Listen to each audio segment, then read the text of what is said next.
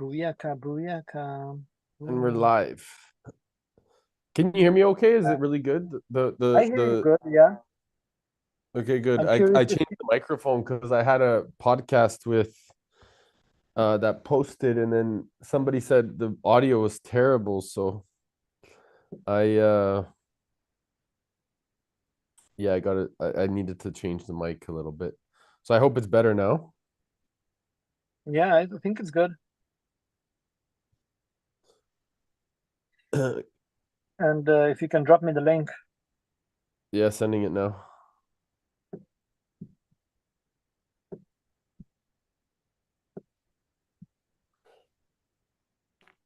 So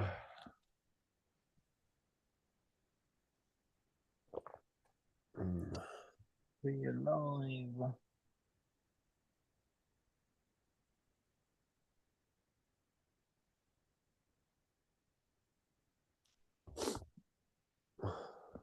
how was your um we are Yeah. live. How was my what? How's your Easter been? Fun. Hanging out with cool people, meeting new people, talking, chatting, dancing a bit, moving, eating a lot of sweets. Mm, Yeah. nice. I Uh, love it. in love energy, beauty, beautiful. I can't wait to go back to Europe. Yeah. Yeah. I'm Do you? manifesting I'm manifesting to be in Europe for the Warsaw playing Mhm. and to be there for a lot of the events that are up and coming. So I'm manifesting to go back there and do things. Oh, Abraham from um from Date with Destiny is showing up, is coming in. Oh, sweet. Yeah. Hello, Abraham. Can you hear us? Hello, my friend. Are you here? We can't hear you if you're you're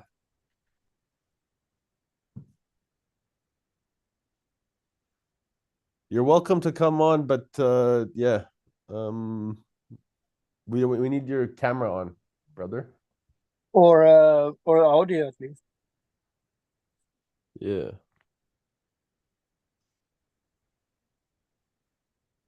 Mm, but good coffee in the house. Hmm. So how's your days? Oh, here we go. Hey guys, do you hear me? Yes, how Yes. are you? I'm doing happy Monday to everyone. It's a new week, a new start. It's just the weather here. It looks is affecting my mood today. I don't know why. Look at the weather today here. Where are you? New York City. Oh, you're in New York. Nice. Yeah. Where are you headed? I'll be honest with you guys. I have a meeting in like a couple of minutes, in like 20 minutes. So I said I want to do some meditation. My head is all over the place.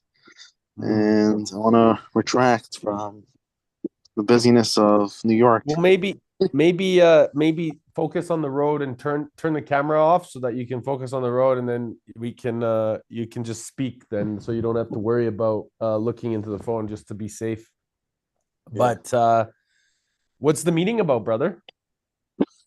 It's I'm going to set someone has a business and I'm a business broker, so I sell businesses for a living. Okay. So are you're kind of like into business acquisitions. Yeah, yeah. Cool. So what's kind of troubling you in terms of getting there or going there?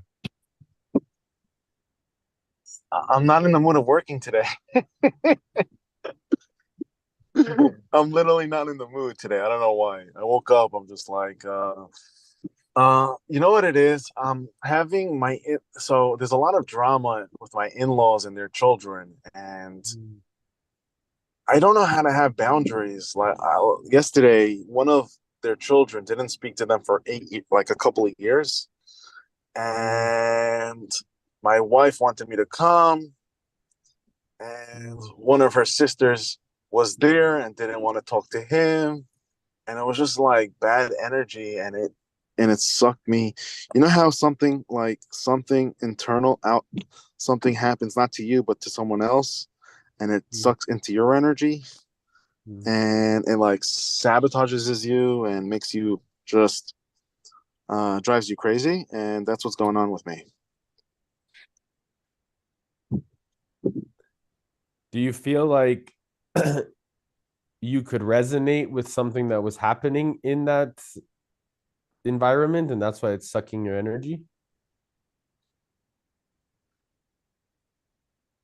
So the family always talks about a lack of money, uh, always trying to, and I never bring up, me and my wife's relationship is like, we never talk about money because every time I talked about money with her, it's about like, it's like she's not in the mood, or it's my problem, or it's just I'm the creator, I got to make that money, and uh it's uh does it resonate with me?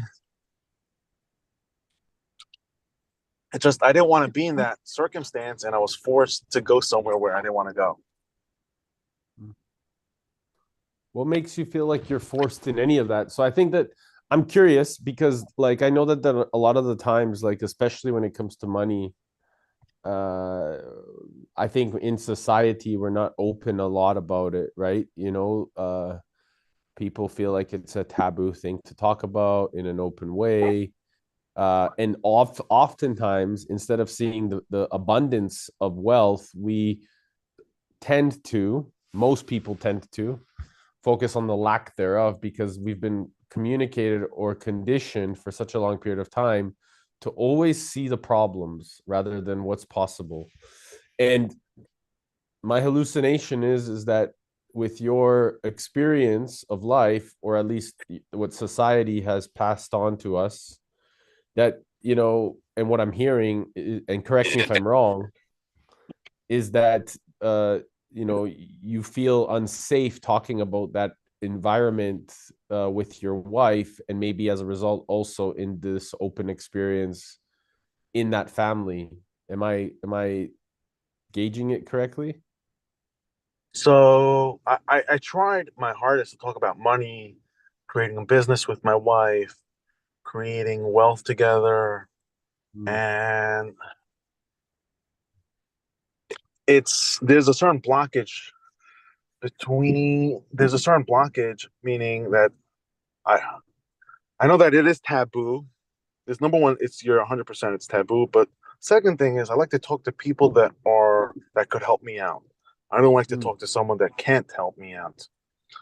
Right. I And like it. So that's a good approach because you're then focusing on the solutions with people that are able to help you or help you create those solutions. That's a very great approach. yeah. Uh, and so me and my wife, whenever we talk about money, it's like, sh- when at the beginning of my marriage, when I told her that I'm going through this issue and it's all turned black, she would literally cry and can't do anything about it, as opposed to working together with me. And she shuts down, she cries, she doesn't want to deal with the pain of money. And so it's all on my shoulders. It's my problem. So would it be valuable to see what resources or resourcefulness or people around you can help you find the solutions to create that wealth that necessarily can evolve that relationships. Because what my hallucination is that she's mirroring back to you the uncertainty that you have inside of yourself.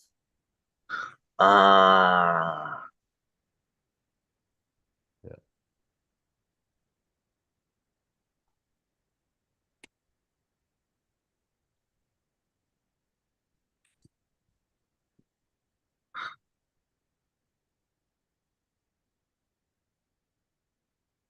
Last week I tried to share with her like a certain venture to make another side income, Mm-hmm. and she was not interested. Okay, but maybe get that going with whoever you're doing it with, right? Because maybe her thought process is right. Like, remember, we have to have compassion, right? So if you have the compassion for yourself, you can then offer it to her perspective. And so, because the only thing that you can really do is focus on yourself, right? Like the experience of how you're able to communicate with her is going to be a direct reflection of how you communicate with yourself, within yourself. So is it possible that by finding, for example, the venture that you want to go into, finding the right people or getting resourceful with the relationships or the solutions, getting all that put together and then approaching her saying, oh, I got this going on, this going on, this going on, this person's going to be doing this person's going to be doing this person's going to be doing this. And then you approach her and then she gets really like, oh my God, you've put all the puzzle pieces together. Now I can really just approach it from a place of like having your back. Is that possible? Yeah, Does that help? it could be. Yeah.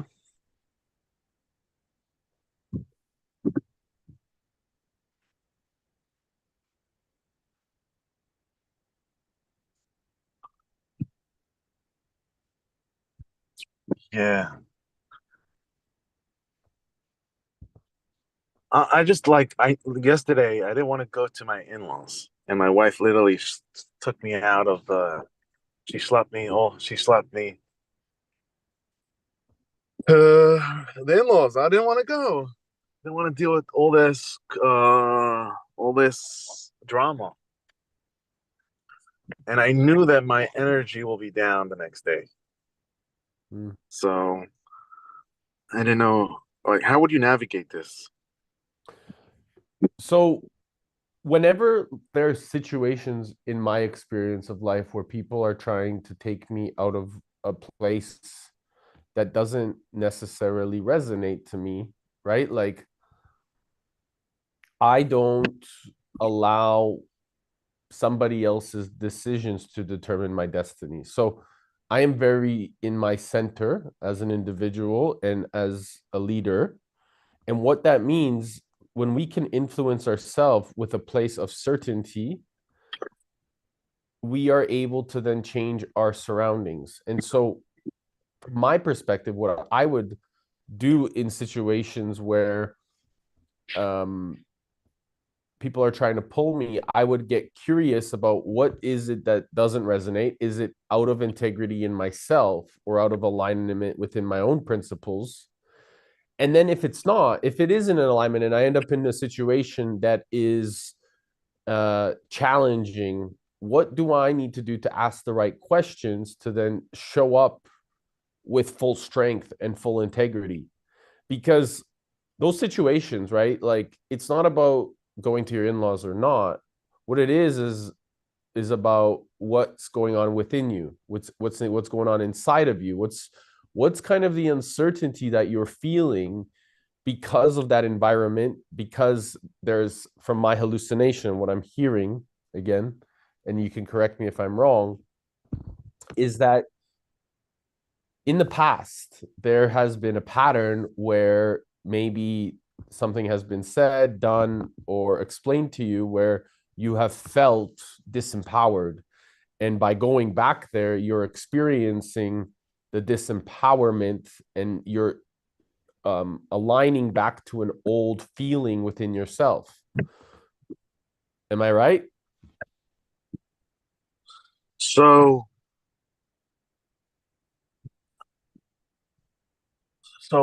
I knew it makes sense. I knew that there's going to be a lot of drama, a lot of negativity, a lot of bad energy, a lot of situation where it's not my, you know what Pekalach is? A Pekalach in Say again? Yiddish means Pekalach in Yiddish means people come in with baggage, and I didn't want to deal with my wife's brother's package and my wife's sister's package that they're dealing with, and just drama. But do you see how it could be also your own baggage that you don't want to deal with?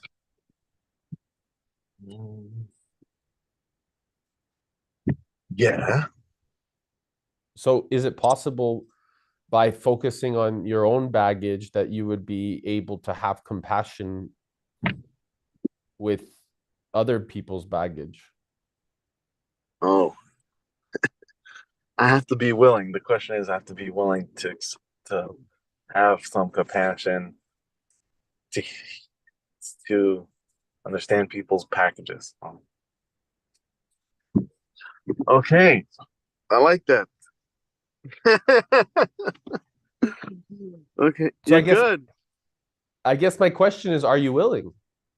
I don't have a choice. That's my thing.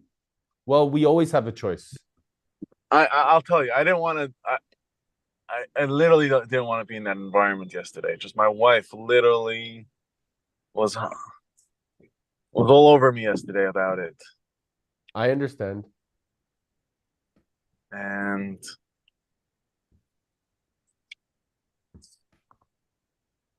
Can I jump in a little bit? Please. Your wife definitely wants, brother, you to stay in your integrity. Like, you going to that event against your own energy and feeling all those feelings is in some way of not taking responsibility for your own life.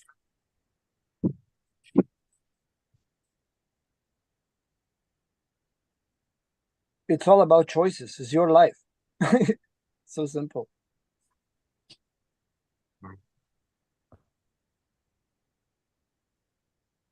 oh,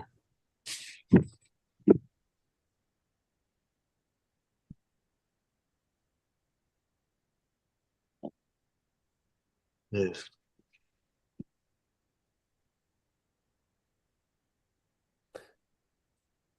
Abraham, do you feel like the expression of the way that your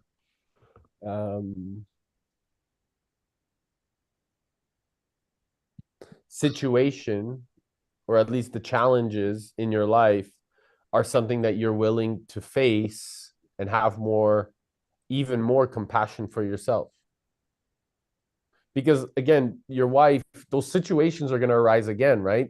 They have in the past and they will again. Yeah. So the question is are you willing? Because you do have a choice, but knowing that you have a choice is actually the fundamental part of it, the fundamental awareness of it, right? Yeah. And of course, all choices has a consequence there.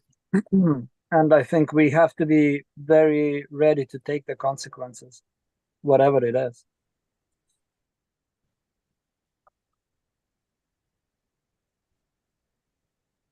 But fundamentally, also, there is no reason of pointing out onto anyone rather than just claiming the responsibility for own feelings and choices, and like choosing in integrity where you want to be and how you want to be and when. Like it's otherwise it's draining energy.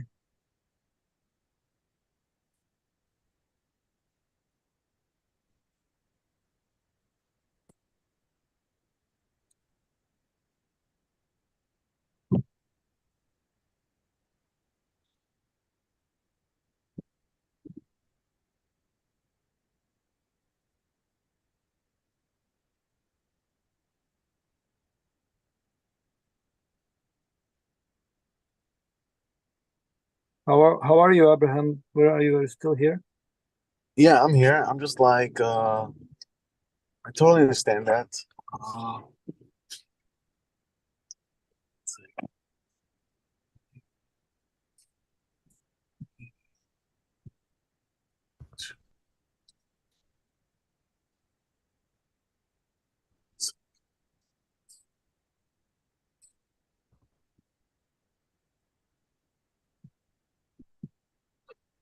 oh. No, I'm just like, I hear what you guys have to say.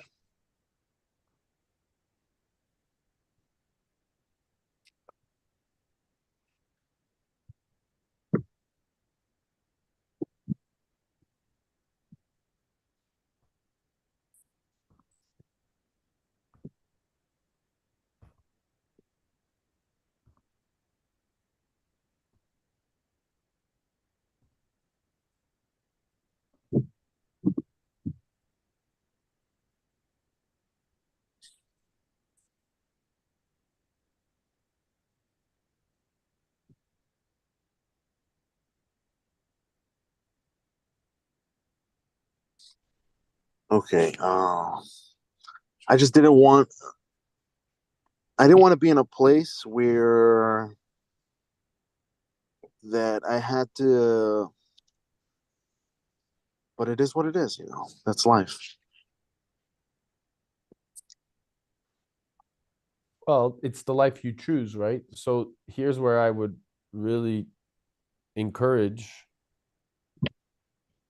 the expression, because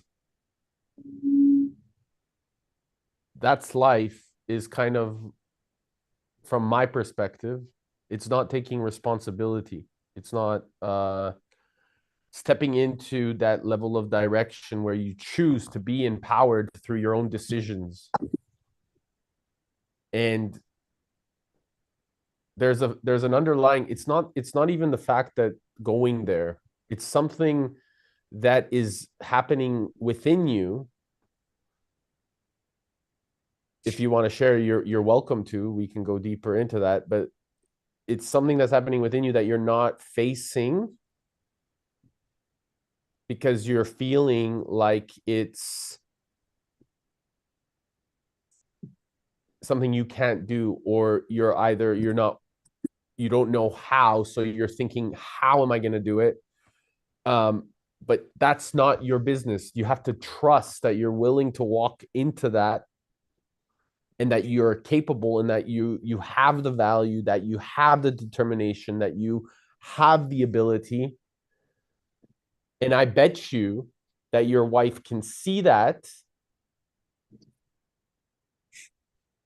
and feels like you are not trusting in yourself as much as you could.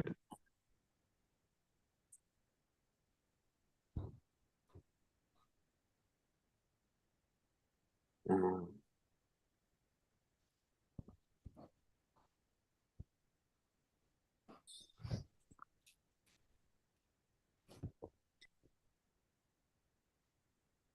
Is it possible?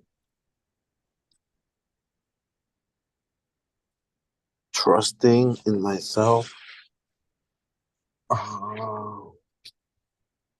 in what areas? In all areas, in the fundamental areas, in the way we do one thing is the way that we do everything. It's all or nothing, really, in our life, right? We put things into boxes or into silos, and we think that they're different areas of our life, but the truth is that it's all one area. And so having integrity, or having alignment, or having devotion, or having trust in yourself, is, if you do it in one area of your life, you're going to start multiplying that into all areas of your life. So the question is, do you trust yourself?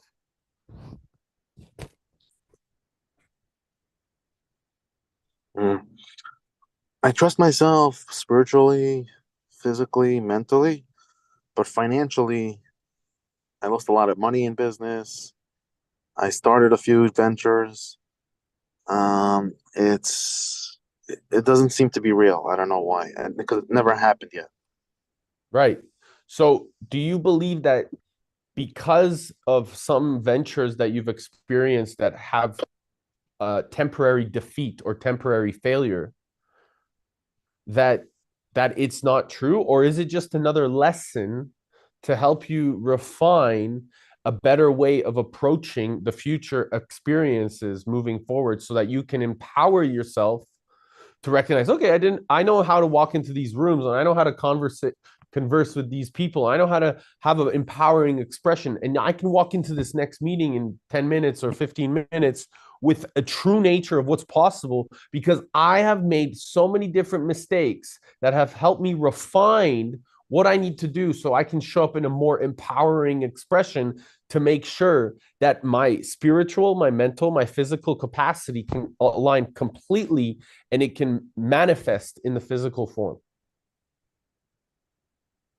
Mm.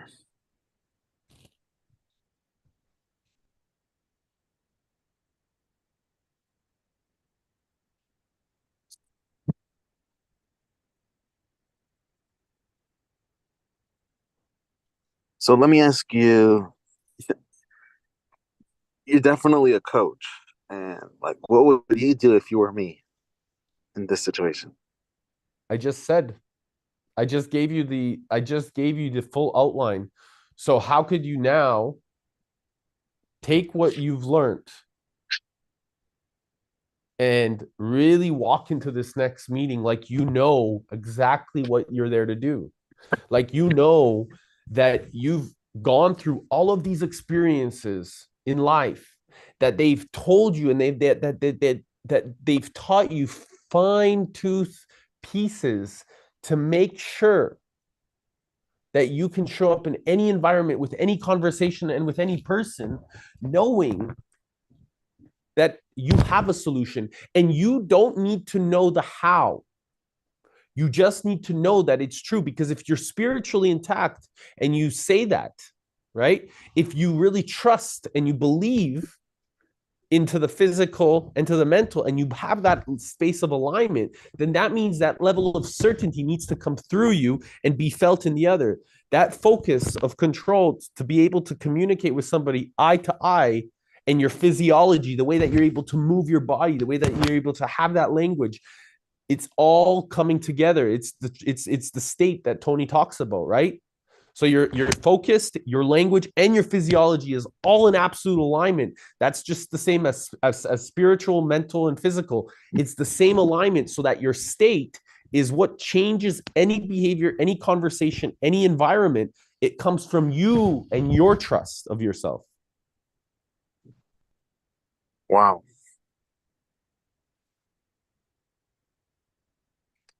So let me ask you deeper. How do you trust yourself if you never was successful? Do you have faith? You said that you're spiritually intact. Right. But in finances, is if someone that was successful in one industry, he could do something. Maybe that's my belief. So this is beautiful. So thank you. Thank you for catching yourself. Do you see how I agree now that you are spiritually intact? Because now you have just caught your own ego catching yourself telling a story that isn't true. A belief is a poor substitute for an experience. An experience, it's who you are, it's who you become, it's who you know as you create yourself. Don't allow the belief to take you back into your mind, because the belief is not, you are a man that is willing to walk the path. You're walking the path. So give yourself the grace and know that you've had the resilience over and over and over again in multiple different areas of your life. And now give yourself the grace and I'm doing my best, and I'm going to show up every single fucking time. And if it's not the person that falls, it's the person that falls and doesn't get back up.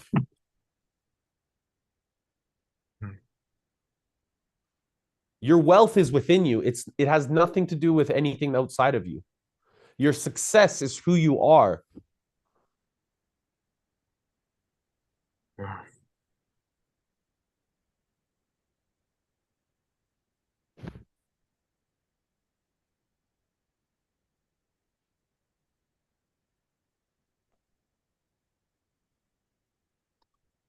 Oh,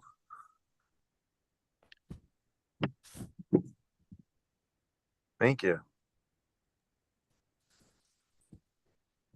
Thank you, brother, So for being so open and honest and sharing what's going on. And you said you have 20 minutes before the meeting for meditation. So here it came. no, I texted him. I just texted the guy. I told him I'm going to be a half an hour late, Uh, another half an hour late, because this is more important than making a couple of dollars.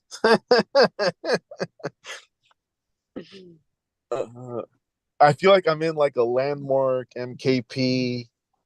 Uh, oh, I don't know if you know about these stuff, but I do. uh, like uh, I'm I'm going to a retreat like in another month. I don't know if you ever heard of the I haven't. Crucible project. They do similar stuff like you're doing. It's really great. Hmm. It's good, Uh, man. It's nice that you're taking these initiatives and you're doing the work, because that's the most difficult part. And I do believe that most men, they don't know that this is available to themselves, that they focus so much on the outside world that they're not willing to look at the inside world. But the beauty is that it comes from within us. The power is who we are, right? yeah, it's not that most men that don't want to do it. It's just you have to be definitely open, and you have to have a willingness to see what's underneath the problem, and that takes a lot of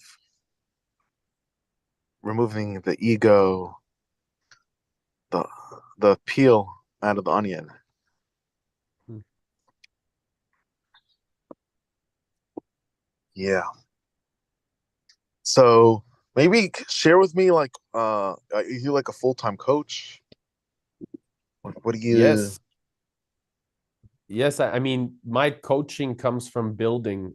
So, I am a creator, and we focus on building a new economy, and we're building, a lot of different ventures and infrastructure around the planet. And it's really about cultivating a community around the world, globally, focusing on keeping intact a level of integrity at a fundamental component, using Bitcoin as the vehicle for the new economy.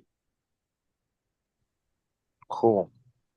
Mm, So I always wanted to create like a brotherhood, mm, like every quarter bring in like business people that are struggling like mm, me and take them to a different let's say Colombia, Puerto Rico, and first of all change their beliefs, their mindset, what's their mm, problems, what's going on. And I was trying to speak it over with a lady that knows these stuff, but she doesn't know how to create it. She's mm. not that type of person. It's been like a month going back and forth and how to do it and what to do. And yeah, it's just I would love a community. I would love to make a community out of this in the States. Do you live in the States? No, I'm in Canada, In but Canada. we So I live in New York. Yeah. but we can do a lot of things all around the world, because I have a lot of community around the US as well. Um, in Miami, New York, Texas, California, Portland. Um, yeah, I mean, I'm very, very, very yeah, happy to see how we can support and how we can continue to navigate that. There's always opportunities to integrate a really meaningful and focused locus of control, so that we can help more business leaders inherently. And we have a event happening in Ibiza in Spain, that we can really maybe have a kickoff uh, in July. So that's maybe a way that we can integrate a lot of pieces that is already starting to happen, in a way that I'm happy to see how we can navigate that as a success as a team.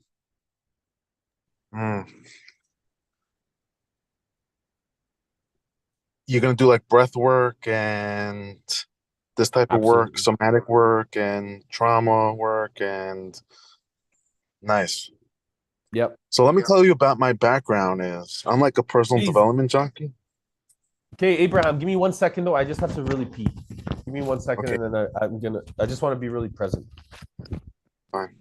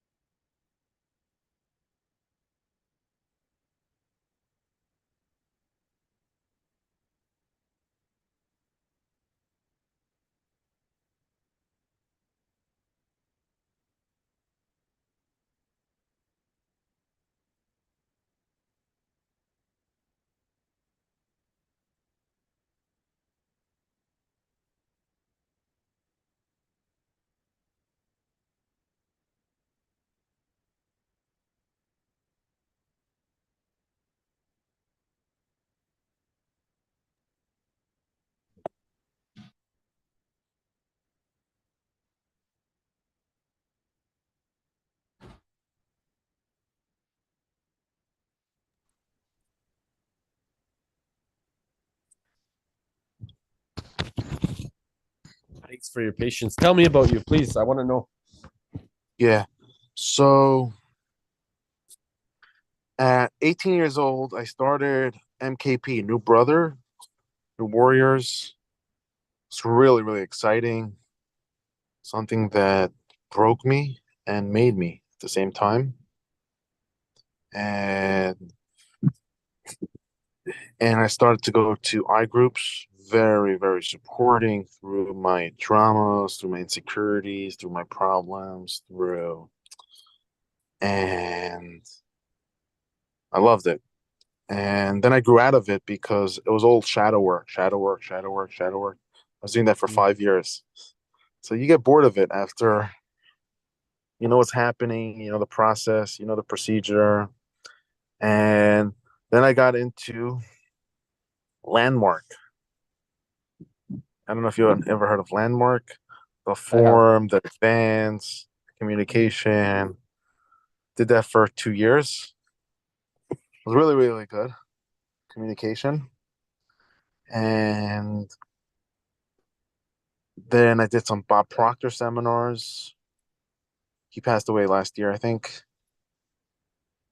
And then I got into Tony Robbins, UPW, Date with Destiny, Business Mastery. I never did life, but I hope to do life. And I always wanted to be a coach. Did Dale Carnegie's program, did Brian Tracy's program, had a few clients. I don't know if you ever heard of the community called Mind Valley. I have. Really, really good. And yeah, it's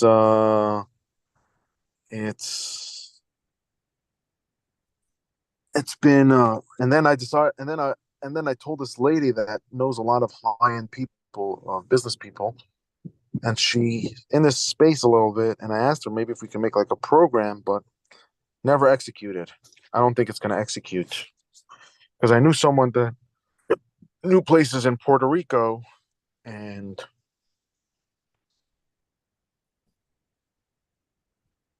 so that's my jazz. Hmm. Beautiful. So tell me what you see.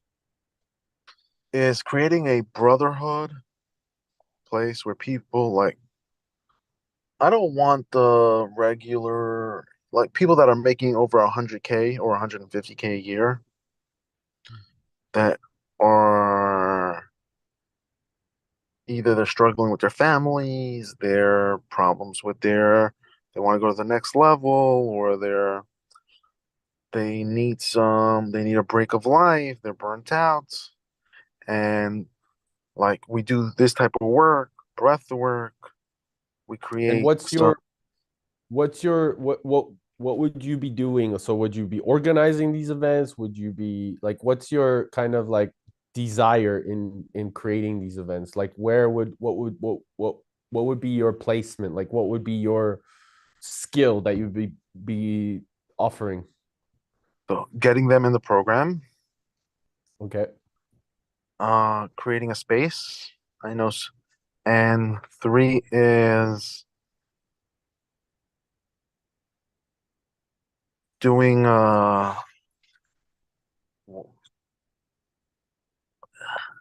creating content. Mhm. Cool. So you are open to getting people to the event. Is that where that's what I'm hearing? Yeah, having meetings like this and getting them to an event, Mhm. and yeah, and like activities, what to do, and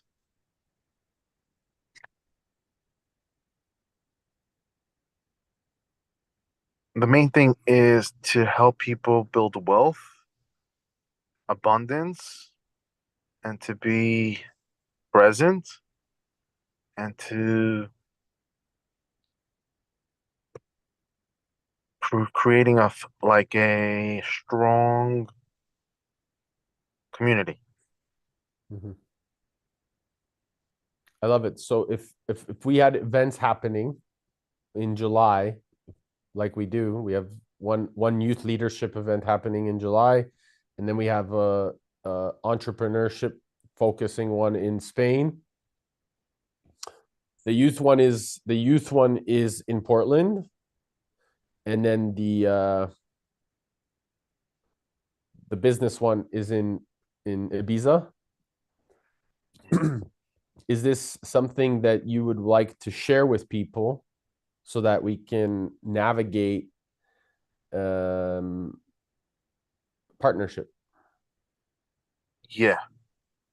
First, I have to know like what it's gonna be. What are you gonna teach? What's the Well, I whole? can say I could send you the landing pages and all of that. That's very simply done. But like now, the focus is like really just getting more people there, and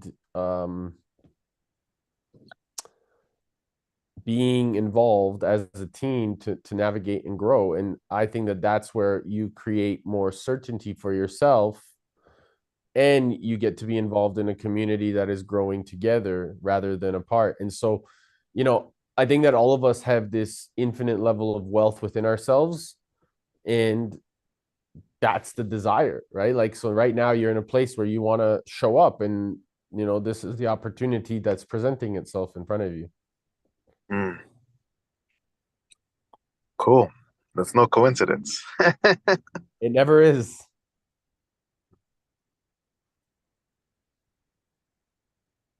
Yeah, for sure.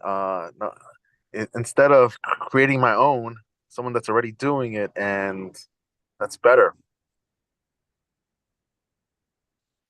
That's how we grow together, right? Because sometimes we think that we need to pave the path only by ourselves when we can move on the path as a team. Trust me, I was in that place. I thought I needed to do it alone.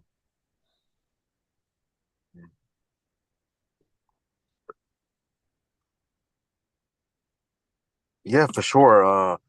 I just I think that we should have if we could have like another Zoom meeting. Yeah, we can make time, of course. We can create time and get clear on that 100%. And I can let you know what the situations are or what is going on. And if you want to just drop your phone number in the link here, Yeah. I can. Do you have WhatsApp or Telegram? I have WhatsApp and Telegram. Uh, it's +1 because America. Yep.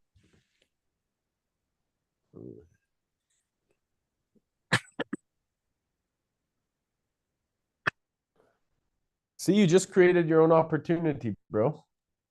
Yeah, that's cool.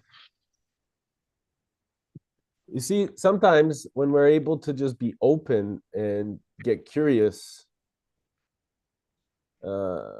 things happen. Yeah.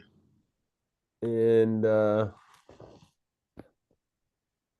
it's about willing to look at our own shit. It's because it's within ourselves. If you kept projecting outwards and you didn't take responsibility, this conversation would have never reached to where it is right now. Wow. Right? Like when people take responsibility of their own life, they can align to something much higher than themselves. Wow.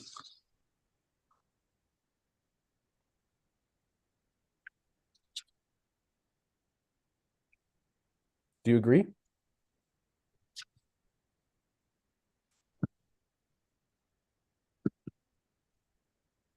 I think when you're aligned with something and telling it's for me, it's I've been when I was younger, I would tell my problems to like my rabbis, and it like self-sabotaged me. Mm. And if I spoke to my anyone in my family, but now I'm like very reserved to who I share my what I'm going through, my problems, because it's not easy to like work with family.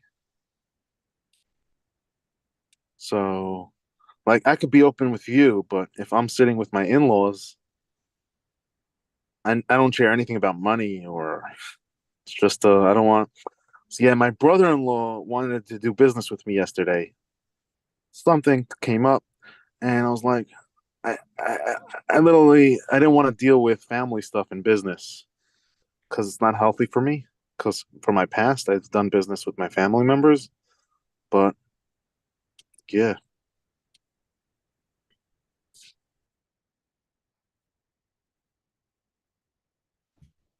Now you found a spiritual family. amen.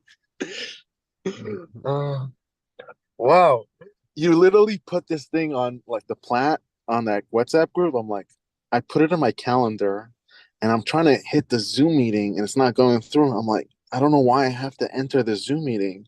I'm like, God, help me find where. How do I get in? So then I traced it back to the plat, and I went back to that Zoom meeting, and I got in. This happened. Literally, no coincidence. I'm just No, sharing that with you. everything's meaningful, brother. And I'm happy that you found it in the plot group, and I'm happy that it would be meaningful. I think more people more I'm gonna be doing this every Monday anyways, but every week, every Monday, so more people can come and start to go deeper within themselves. So yeah, I think that this is an important part of our responsibility, especially leading up to the retreat in Ibiza, and seeing also the people that want to help throughout the youth leadership festival, right? Like uh, our next generation, our future generation really needs our support, and we have a responsibility to really help them refine and not live in this place of illusion of the mind and worrying about how, but we should present to them way more opportunities of integrating their ideas and making it a reality so that they can see what's possible and live that life now, not tomorrow.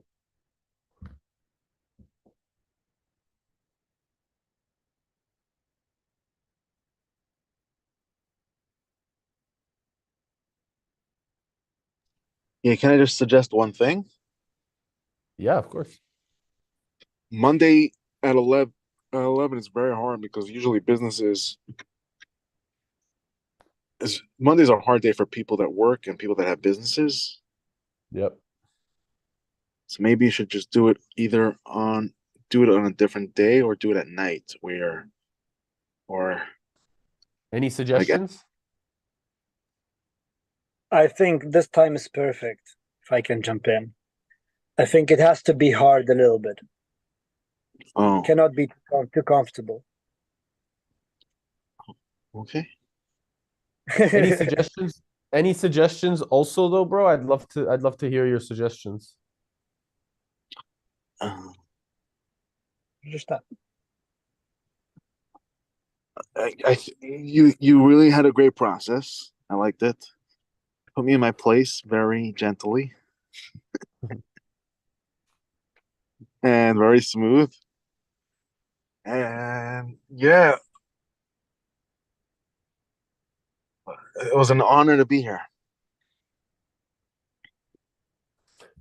Thank you, brother. Likewise. But I would love to hear deeper about, like you said, in the evening or another day. I really want to hear, because maybe there's an additional call that I can present for anybody that does that kind of is in the regular race of time, or they don't have the ability to step away from their jobs, but are able at some point in the future to come think, because I would like them to know that it's also available at some point. So I'm curious to know your perspectives or your time suggestions. It would be meaningful for me. Yeah, so high-end people that have, let's say, companies won't make it on Monday at 11. Like people that are making 400, $500,000 a year and higher.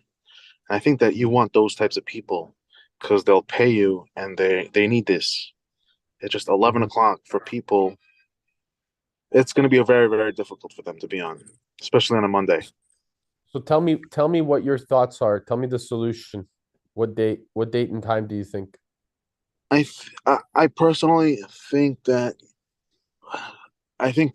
to start it up for like the next month or two at 11, and once you get going, I want to share. I would like to share with you this lady. Her name is Darla. She knows a lot of high end business people. We could bring them into this program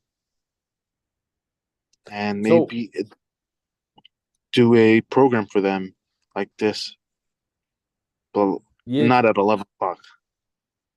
but what I'm trying to get from you, or what I'm trying to understand from your perspective, is a time. That's what I want to hear. Okay. So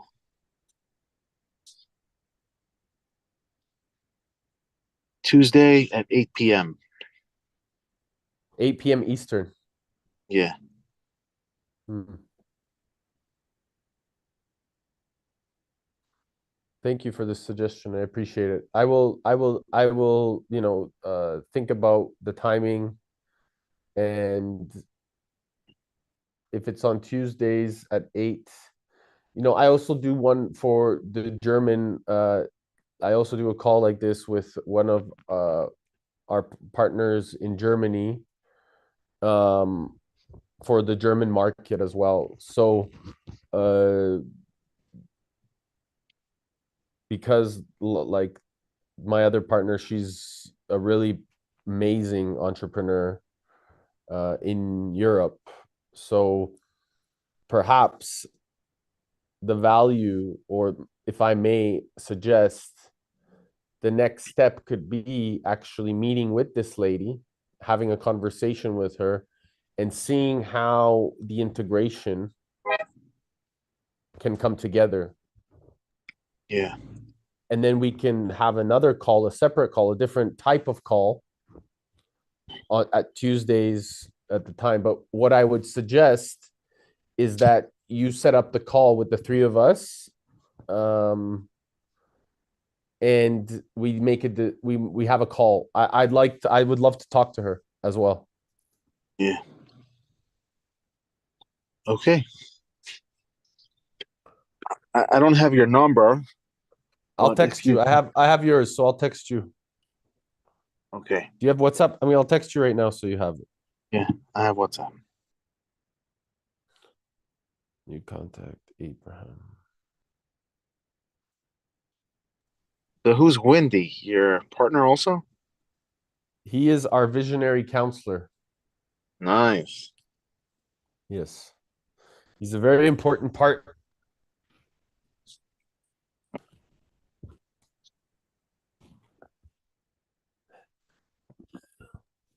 Yeah, man, it's as you say, it's an honor to be in this call. It's beautiful to see, to be a part and just witness some kind of transformation, energy transformation. Yeah, pretty cool. Thank you.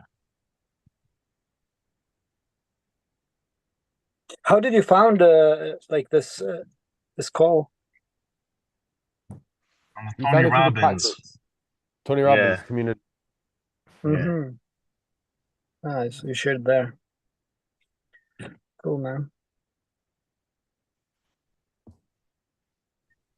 I sent you a text there, Abraham. Yeah. So my brother, I suggest you send me a text and we organize a meeting tomorrow with you, me, and this lady at 6 o'clock. Or sorry, 8 o'clock, Tuesday at 8 o'clock. Okay. If you can set it up and you let me know, you have my message, and now you have a momentum and a movement. And I can send you actually also this. So you have a little bit of a spiel Spiel. That's of good what one. we're doing. Here is Also, if you have one. a website, some information, yeah. I have lots of stuff. If you Google my name, you'll find a lot as well. But Okay. yeah, I'll send you right now what we're doing.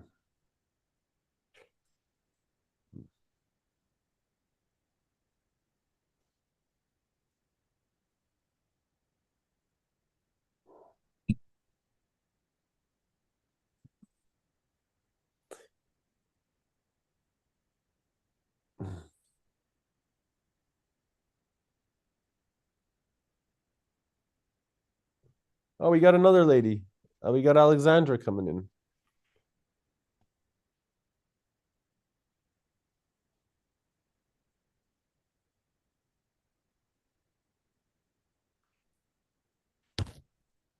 Hello, Alexandra. How are you? Hi, Eric. Doing great, thank you. I'm Good to so see. sorry, completely late to the meeting, and I think it just ended, right? It's okay. We were just finishing off sending some information to one another and connecting just to, see, where are you located?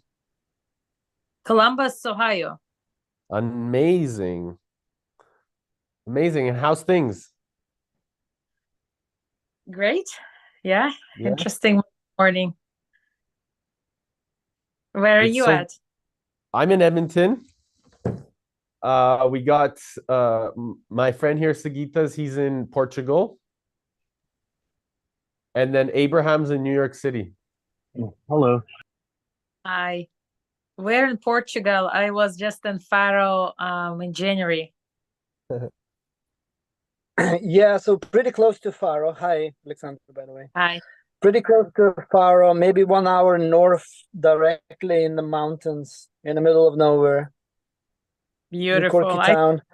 Very, from the very similar environment as in your background, like this. Oh, yes. Beautiful. Yeah. Enjoying here in Algarve, to be more concrete. Yeah. Mm. Beautiful. Is that the real background behind you? No, that's actually my meditation. I mean, it's real to me. Cool. Yes. Yeah, it's all about it. Imagination. Powerful And how's thing. Columbus?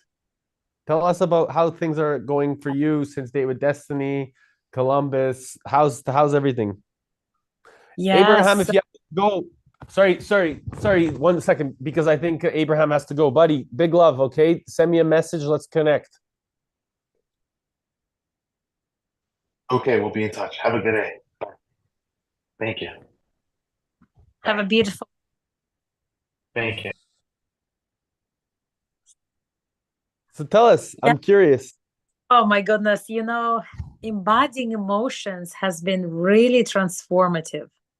Mm, It's I've never really felt it until really Date with Destiny. I think NLP really helps you start to embody everything that you experience. And so it makes a more complete life, because I feel like I had this journey of patterns, learning patterns, energy work, meditation, everything. But it's not until I started dancing and then Date with Destiny that I realized, wait, I'm not just the head and I'm not just the spirit. There is also the body.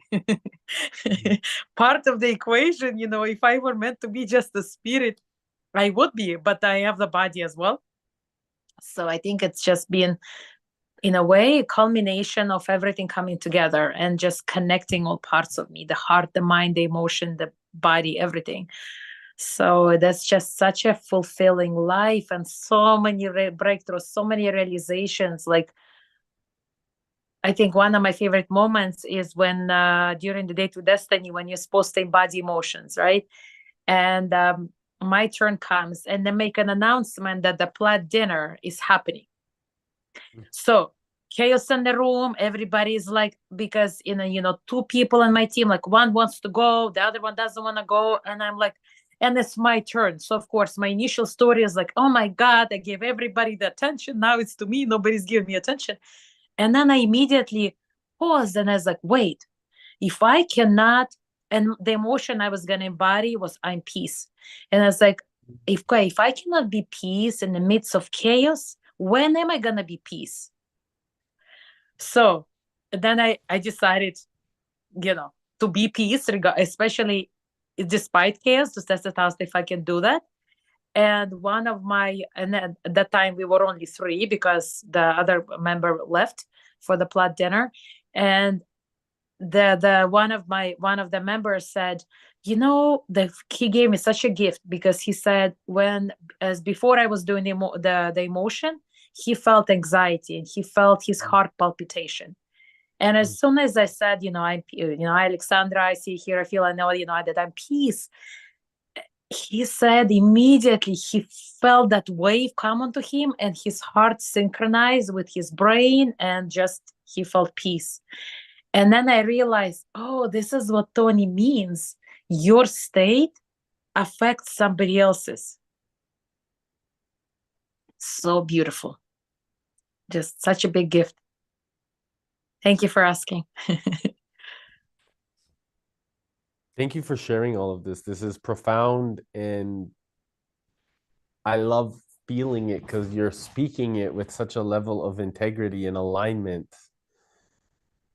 And it is because when you are capable of actually emitting that frequency and you do it within yourself first, you're then able to pass that on. And I can sense it. I can feel it within your energy and the way that you're speaking.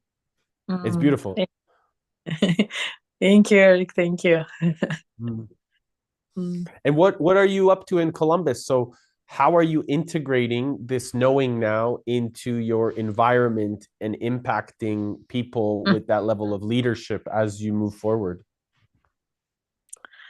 Yes. So, well, a part of me is missing that community of, the Tonys.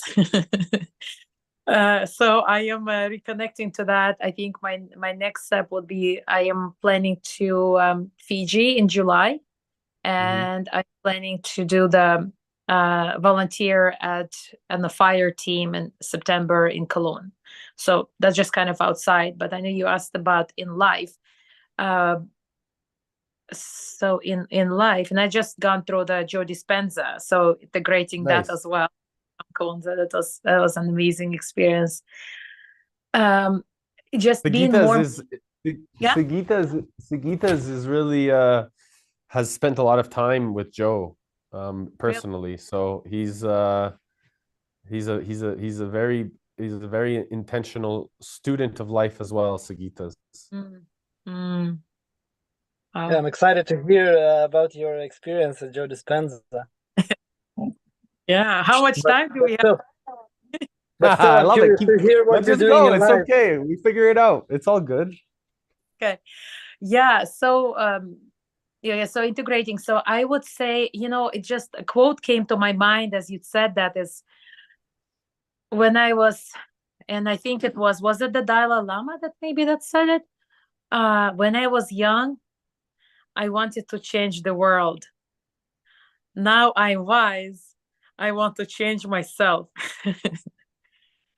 Yeah, probably I think it's the Dalai Lama. And so that's what I'm realizing, in this all these grand ideas and big plans and all the stuff. Yeah, that's also part of my passion. And I'm still being more mindful. Okay, how do I, before I jump like 10 steps ahead, how do I start to implement my new feelings and sensations at work meetings? We just had a work meeting. It was a Zoom call.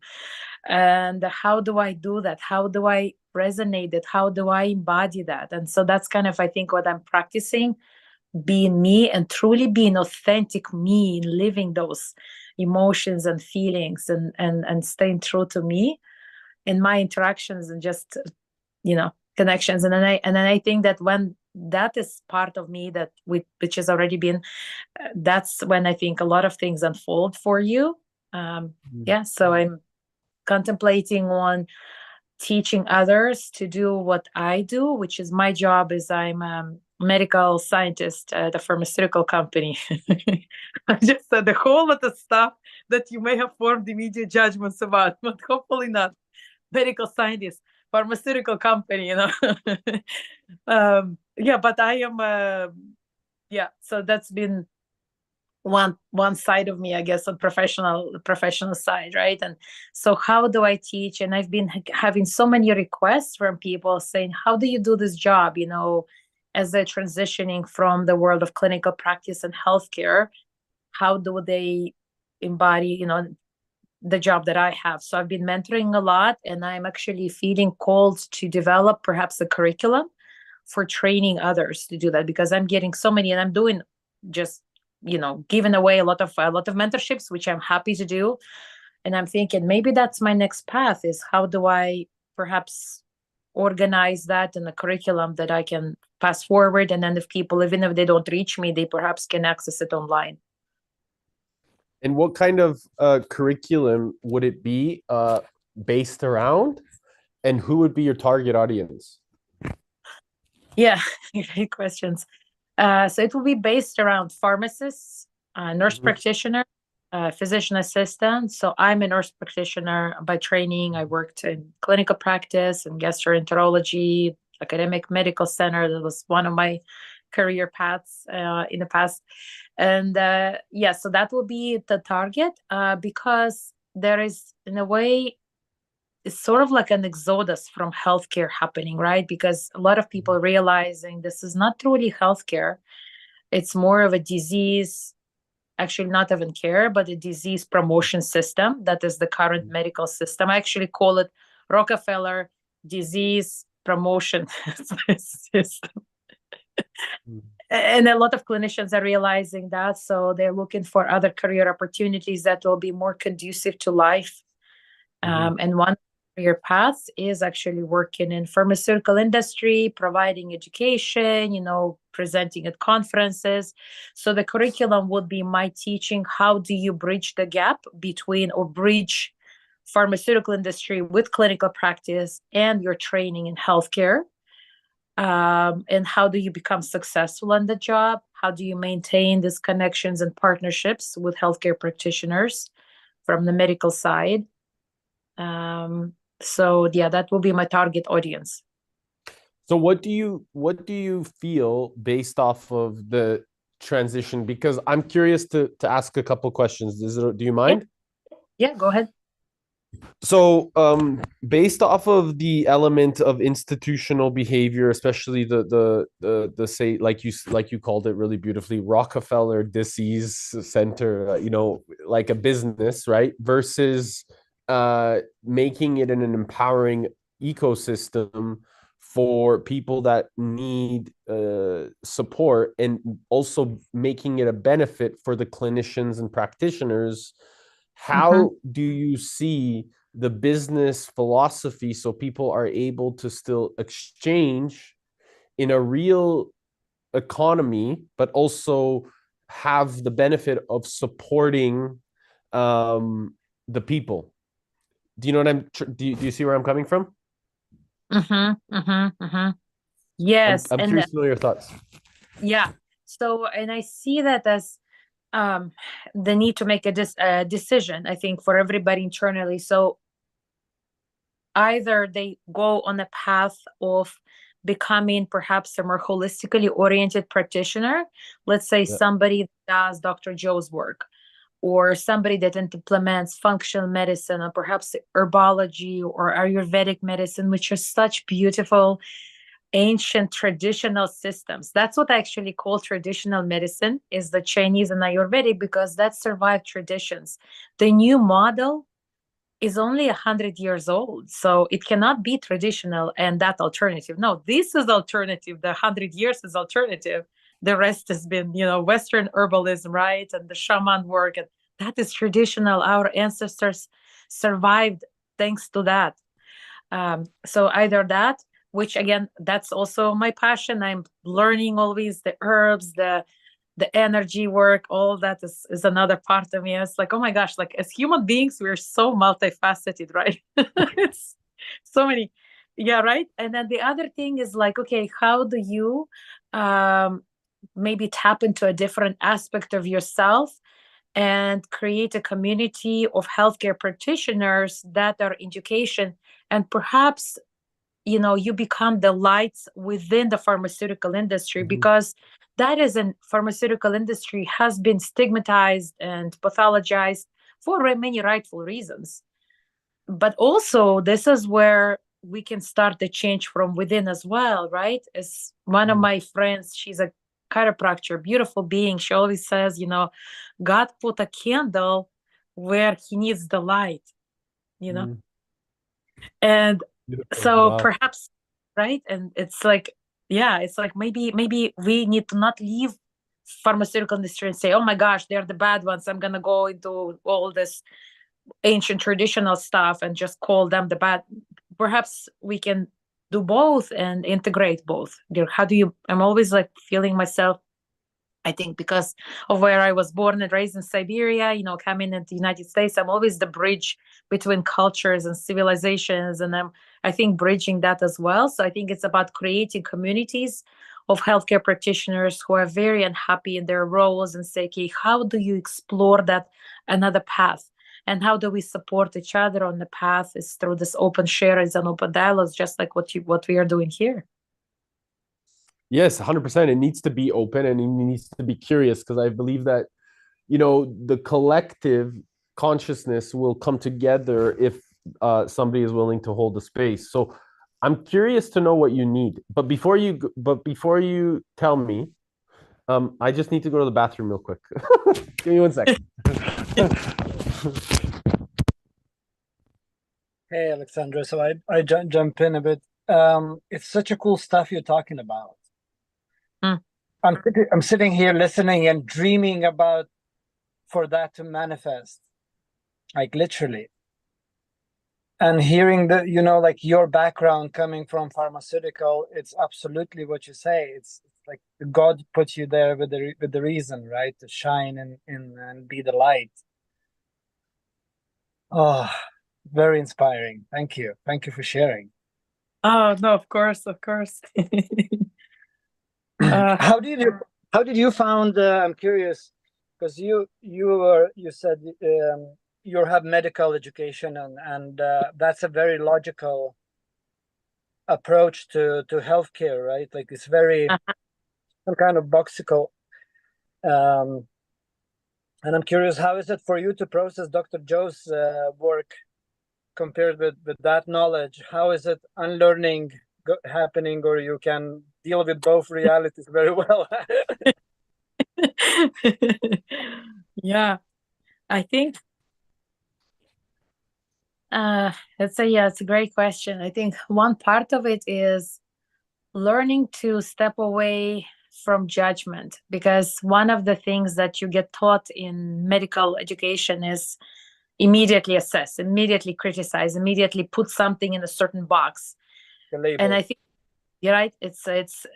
And I have a lot of colleagues doing it, and I know that I was that as well, and I know that that is necessary, because if you don't critically judge information, you're not going to be able to process information, because of a lot of scientific information is actually against the common sense, like the placebo effect. When you look at it with the common sense, okay, placebo means, right, is the person believes they can heal themselves and they go for it. But then the science has to put it in a box and call it, oh, it's some sort of an unexplained placebo effect, But it's very explained by the power of somebody's mind, right? You listen to Dr. Joe. So I think it's learning to incorporate it, and not to put things in boxes, but just to kind of see, okay, you know what? Break the box and see. It's like art. It's like palette of different colors. You're mixing all these colors. You're weaving this canvas. You're making things out of different color. Well, let's say maybe pharmaceutical industry is a red color, and hospital is blue, and then holistic is green, and then you're just making that merge of that colors, and you can, believe it or not, you can find a lot of commonalities. So it's not either or, it is both. And it's perhaps co-creation of something even bigger, because you know both.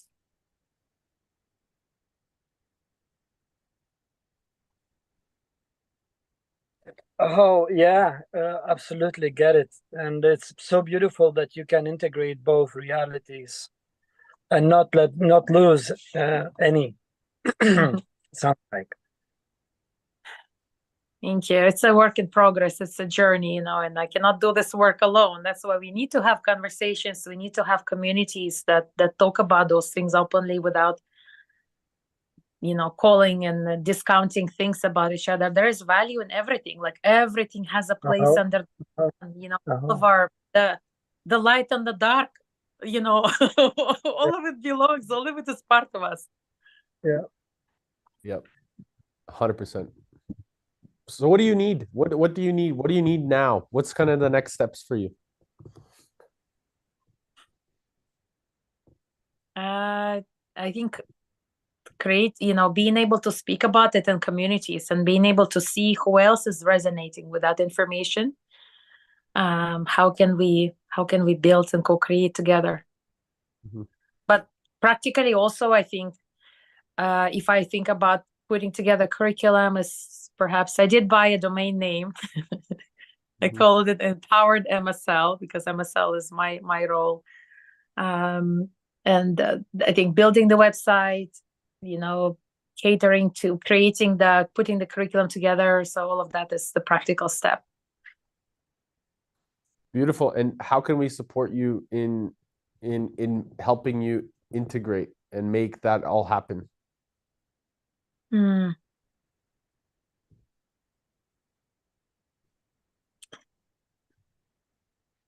I don't know. I guess I don't know do you have a magic wand, or? You'd be surprised.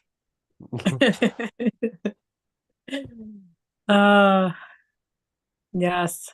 Can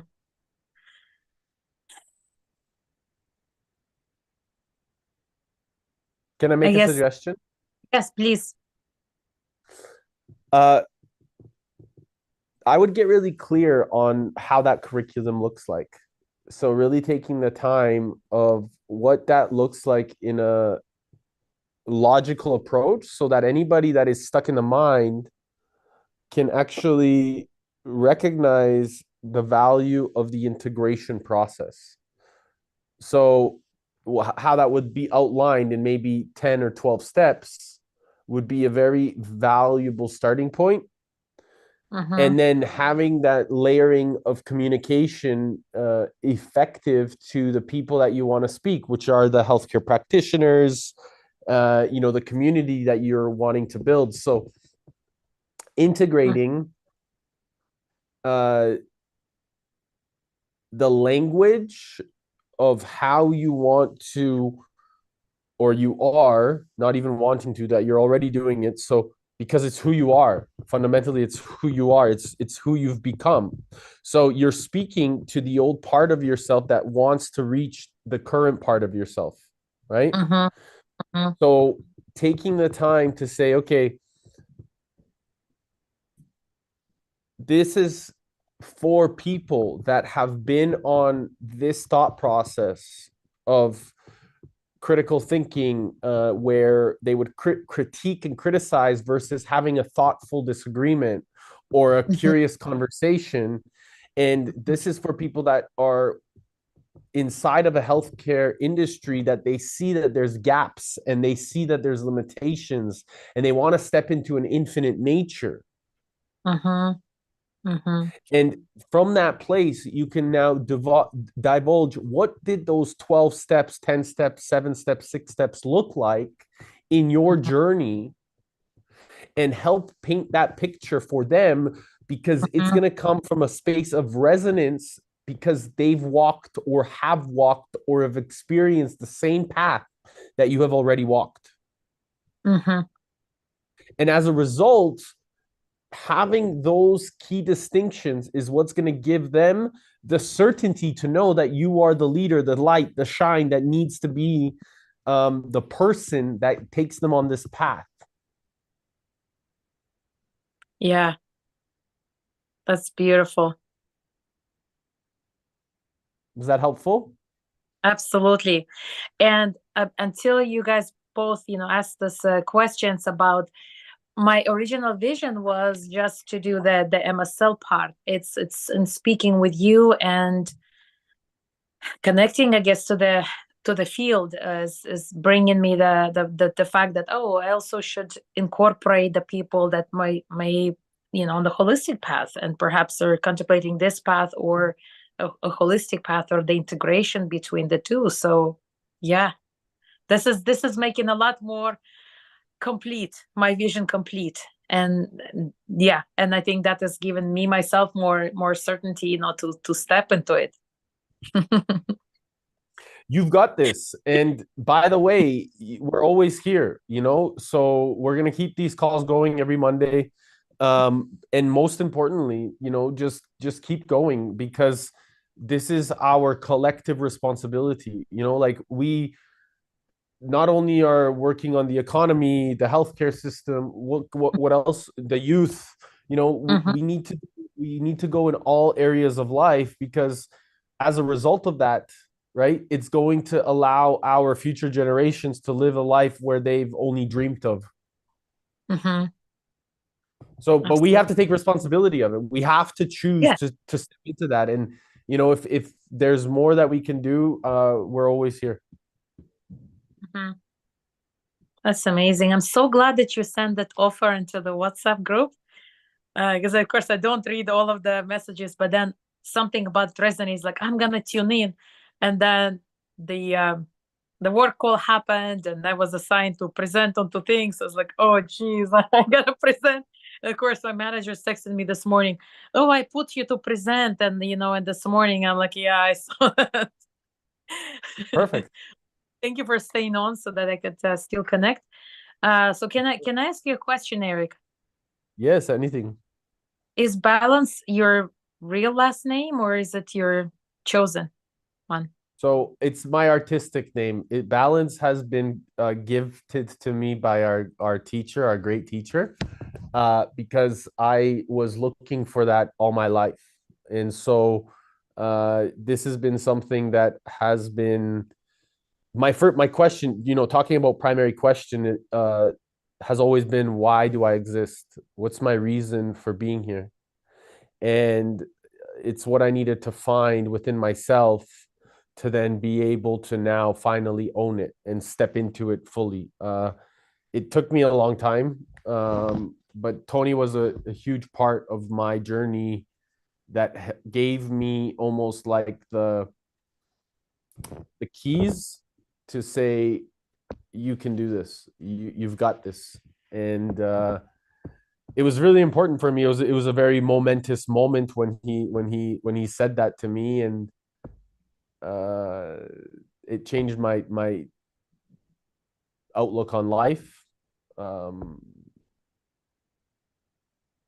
But I found it. I found the balance that I needed to, and I'm always navigating the best I can, and doing the best I can. You know, I still don't know anything.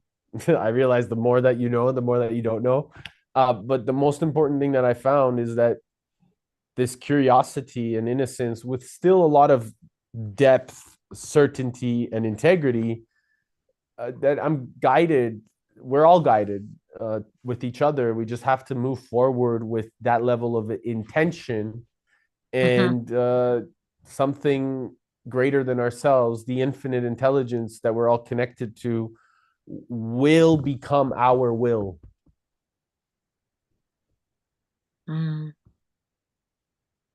Beautiful. Yeah, and Beautiful conversation between peace and balance.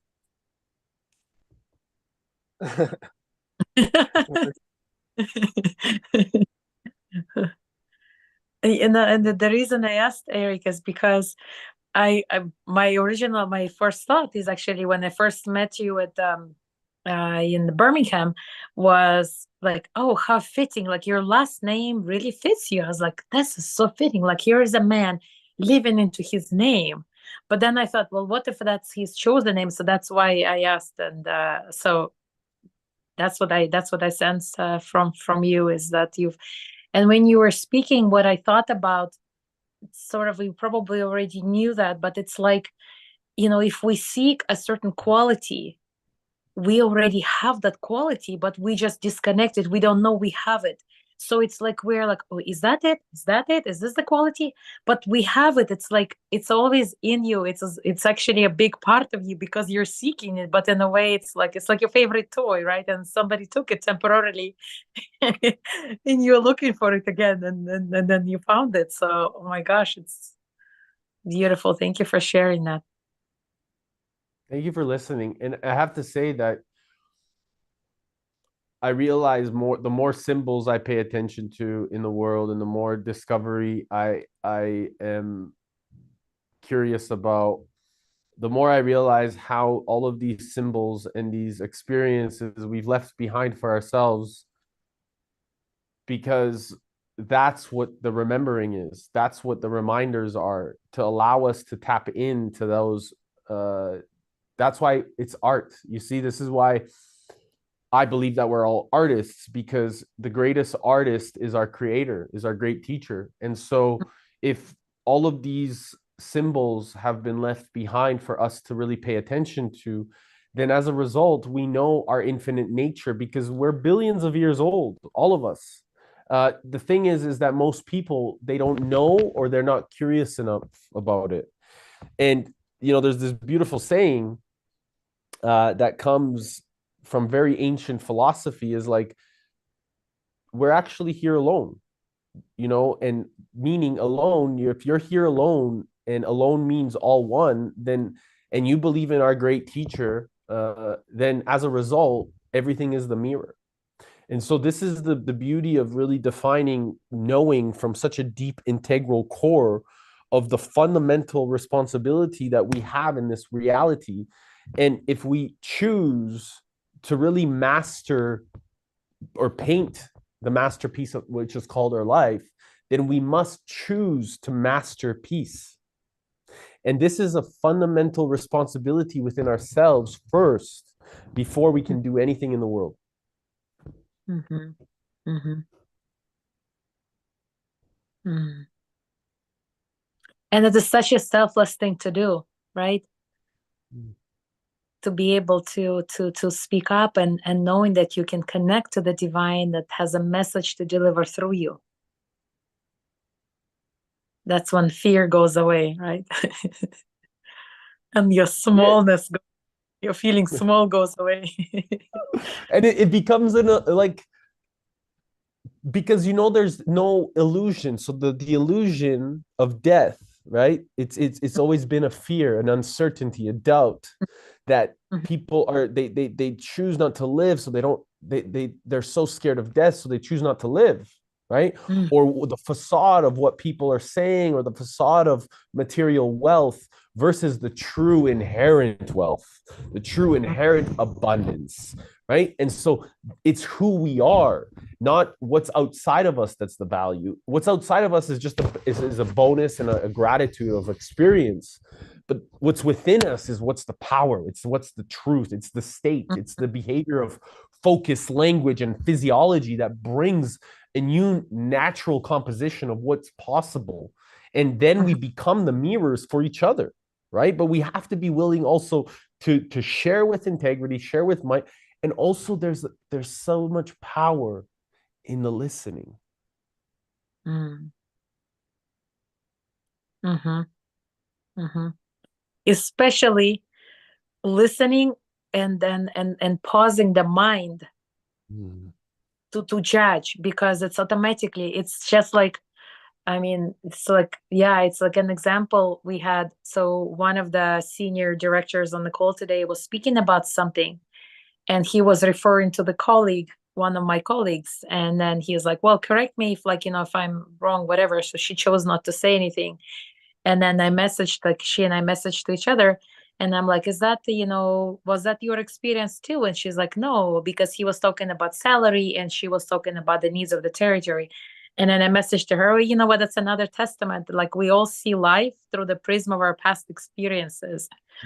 And it's so true, right? It's like, but it's choosing to, when I'm listening to you, I want to just listen. I want to see you as you are, and hear as you hear it in a way, and what that, in a way, maybe feel the words in a way more so than judge the words or think about the words or what you're saying, right? Or anticipate what you're saying next, or anticipate what I should be saying next. Like, release all of it, like clean slate, empty vessel, fill me in.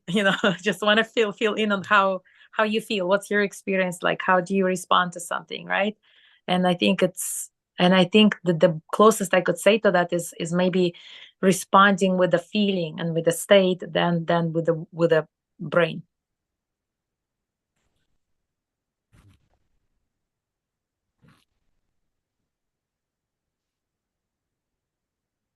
So beautiful. Mm. It becomes the mutual connection of resonance and like heart's intelligence. Mm-hmm. And co-creation. Mm-hmm. Mm-hmm. Yeah.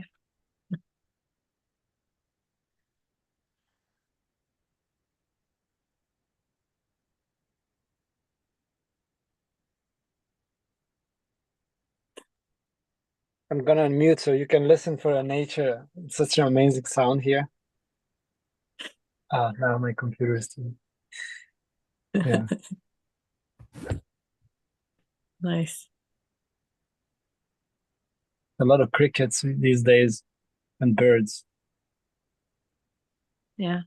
Birds over here too, I hear.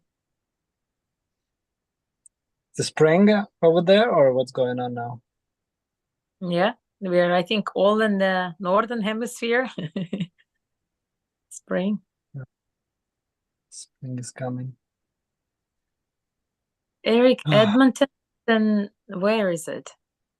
It's in Canada, Edmonton, Alberta, Canada. Okay. So, yeah, I'm in Canada right now. But I might be in. So I'm. I don't know if you where Ohio is. What is Western states, right? It's Midwest. It's right underneath Lake Erie. Okay. Okay. Yep. About 6 hours drive from Toronto, south. Yep. Yep. Yeah, it's so I'm pretty much on the opposite side. Okay. Alberta. I've been to close to Vancouver a few months Yeah, ago. so an hour flight. Yeah, you guys went to Whistler. Were you in Whistler with everybody? No, I was didn't go to Whistler. Okay. Yeah, I think Tony had his finance event in Whistler, right? Right. Yeah. But yeah, I'm about an hour flight from there. Okay. And you live there? You based there? This is where I was born and raised. Okay. Oh, you're Yeah. connecting to how beautiful.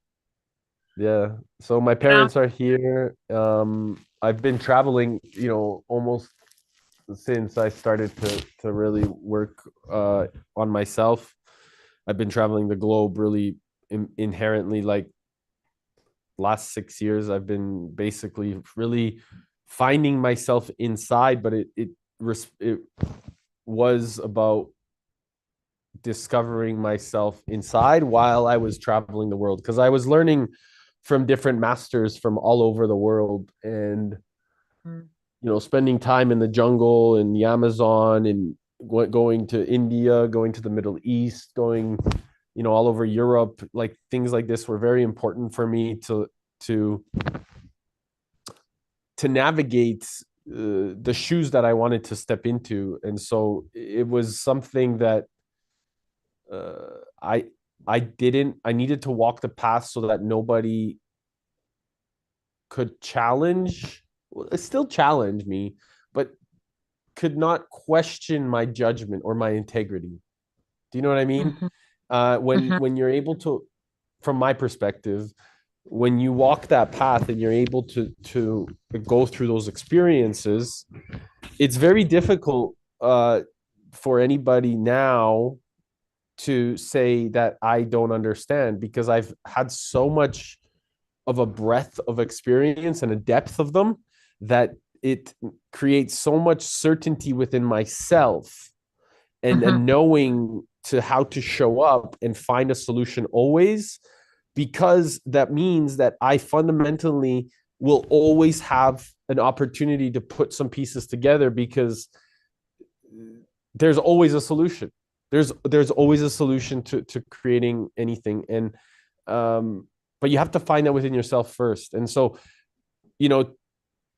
Tony had always said it's about putting yourself in very different environments and making sure that in all of those environments you're capable of creating opportunity or community or solutions for others, and is what I needed to navigate 100% of the time, so that I could fully own myself, if that makes sense.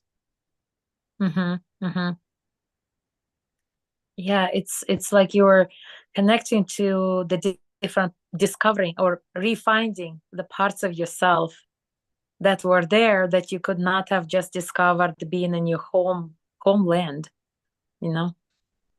that you needed to see how you can connect and build and resonate and co-create with people around the globe, and find that, what, we are all more alike than all alone, all one.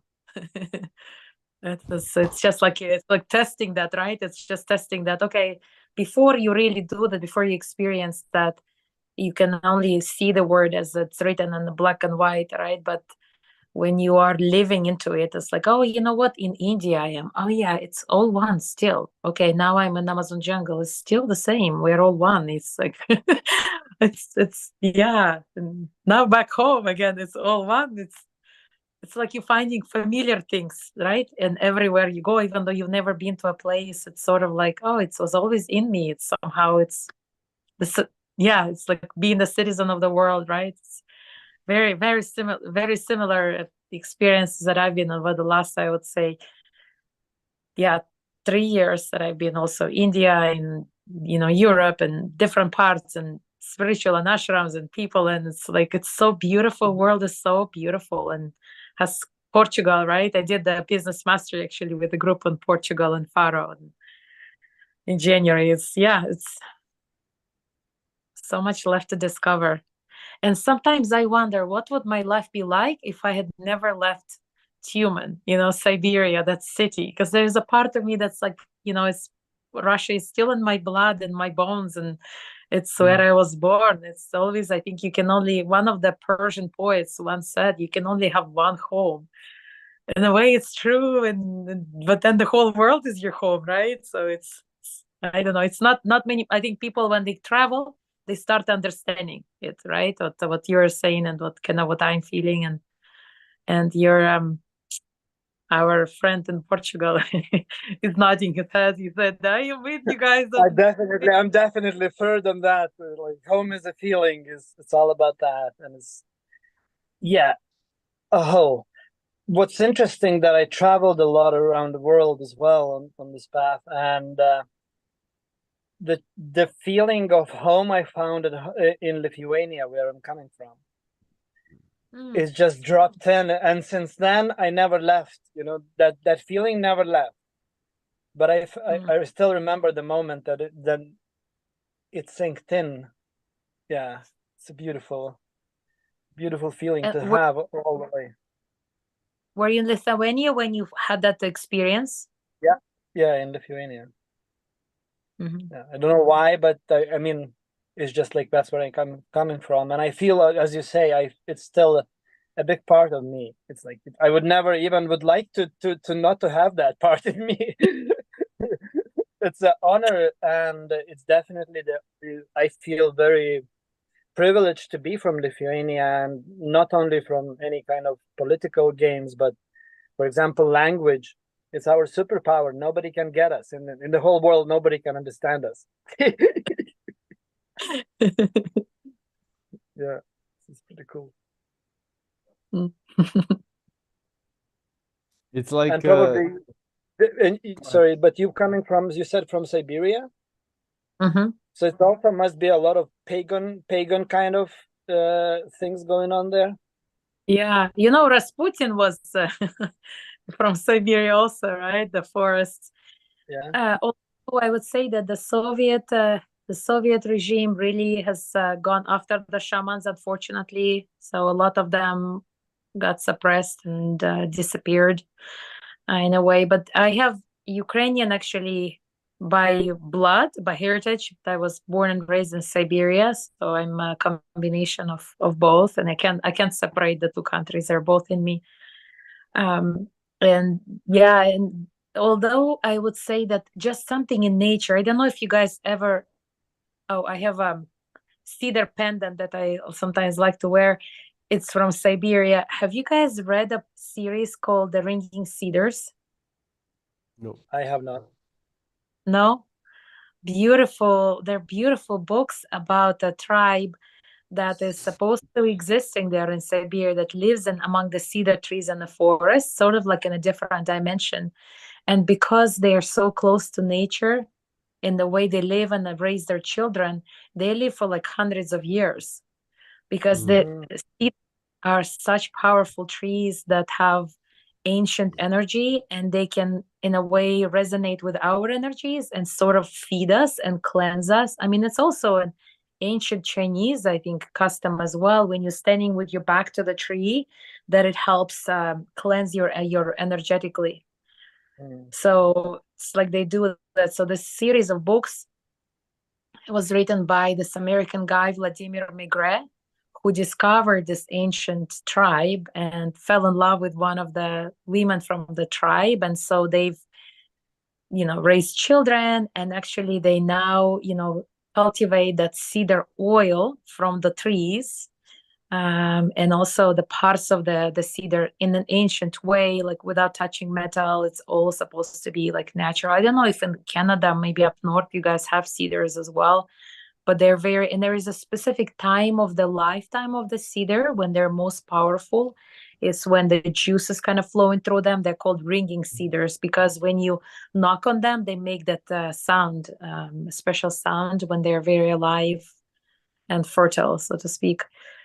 So the books, and they talk about how, when you're planting seeds in the ground, like you're supposed to put your saliva on them, like to cultivate with, because we are all more bacteria than we're humans, right? We've got so many bacteria in us that's supposed to synergistically live with us. And when you use those ancient practices and you plant the seed in the ground, then it's more, fertile, and it's more connecting, and it's more nourishing to your physiology as well.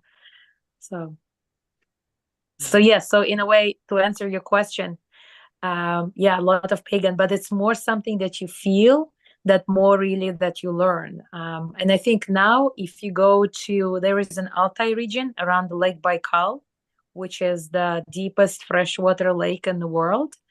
There are only herbs that grow there, and it's sort of like a Russian Himalayas, because there is a Buddhist temples there, the dot suns are there.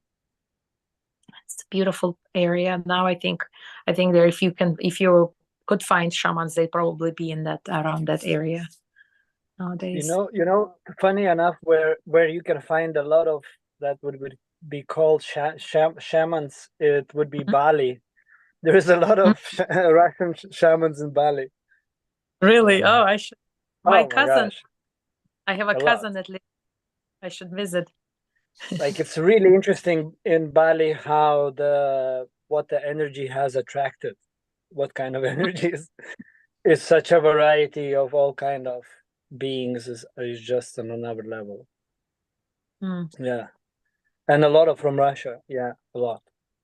Really cool, wise geniuses. And yeah. Okay. Wow.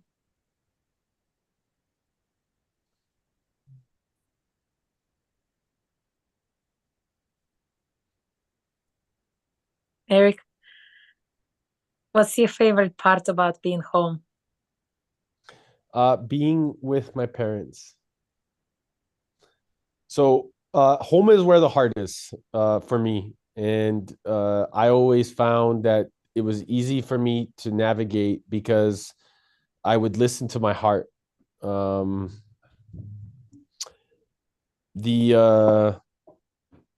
The intensity in which I feel, I always follow the feeling. And so I've been on the path being followed or following my heart's intention. So because I've allowed the intelligence of my heart to guide me for the past 6 years, even if it was scary, even if it was uncertain, even if it was doubtful, I chose to find the courage to follow that because I knew that the feeling was way more important than whatever mind construct was trying to illuminate around me.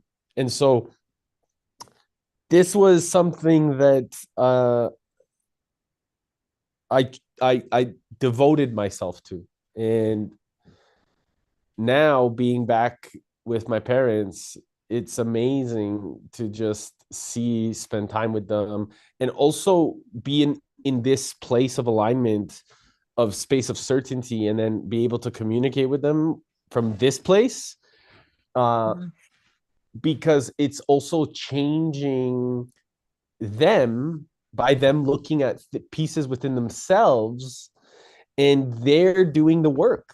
It's amazing. Like, they're so wise and they have so much wisdom, and I've learned so much from them already by their inherent nature and their unity and their connection and their magic and their faith that has pushed me through so much. And then now being back here, we're able to always reflect to each other the best parts of each other and take responsibility. Everyone's taking responsibility for their behavior, their state, their way of being, their way of showing up, their way of communicating.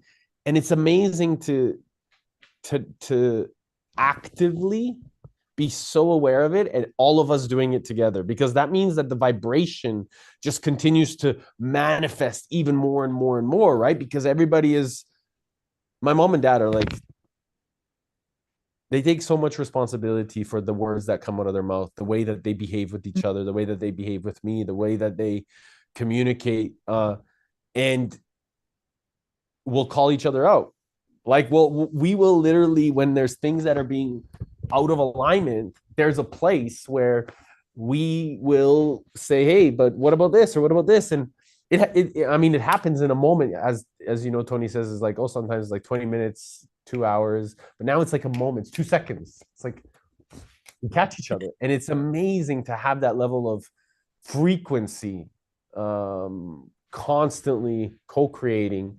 And that's why family has always been such a key component of my life, because you can't do anything alone, and you need to do it as a family, as a community, as a global community. And that's what we're all here to navigate and cultivate and drive home. And the wisdom of my parents, of their listening, of their dancing with the feminine masculine energy. And it's been like observing that for since I was a boy. It was been magic, you know. It's something that you can't learn. It doesn't it's you can't learn right away. It's something that's absorbed. Mm. Mm. So you mentioned a couple of times you started 6 years ago. I've been traveling for 6 years. What happened 6 years ago that catalyzed your journey? I was sick and tired of what life's external viewpoint of success looked like. And I was absolutely sick and tired of societal construct navigating my decisions. And I needed to find, I did all of the things that the world told me to. I got married, had a wife, I had, a nice house, a nice car. I did all of that stuff. And I was like, this is it. This is what life is. This is bullshit. And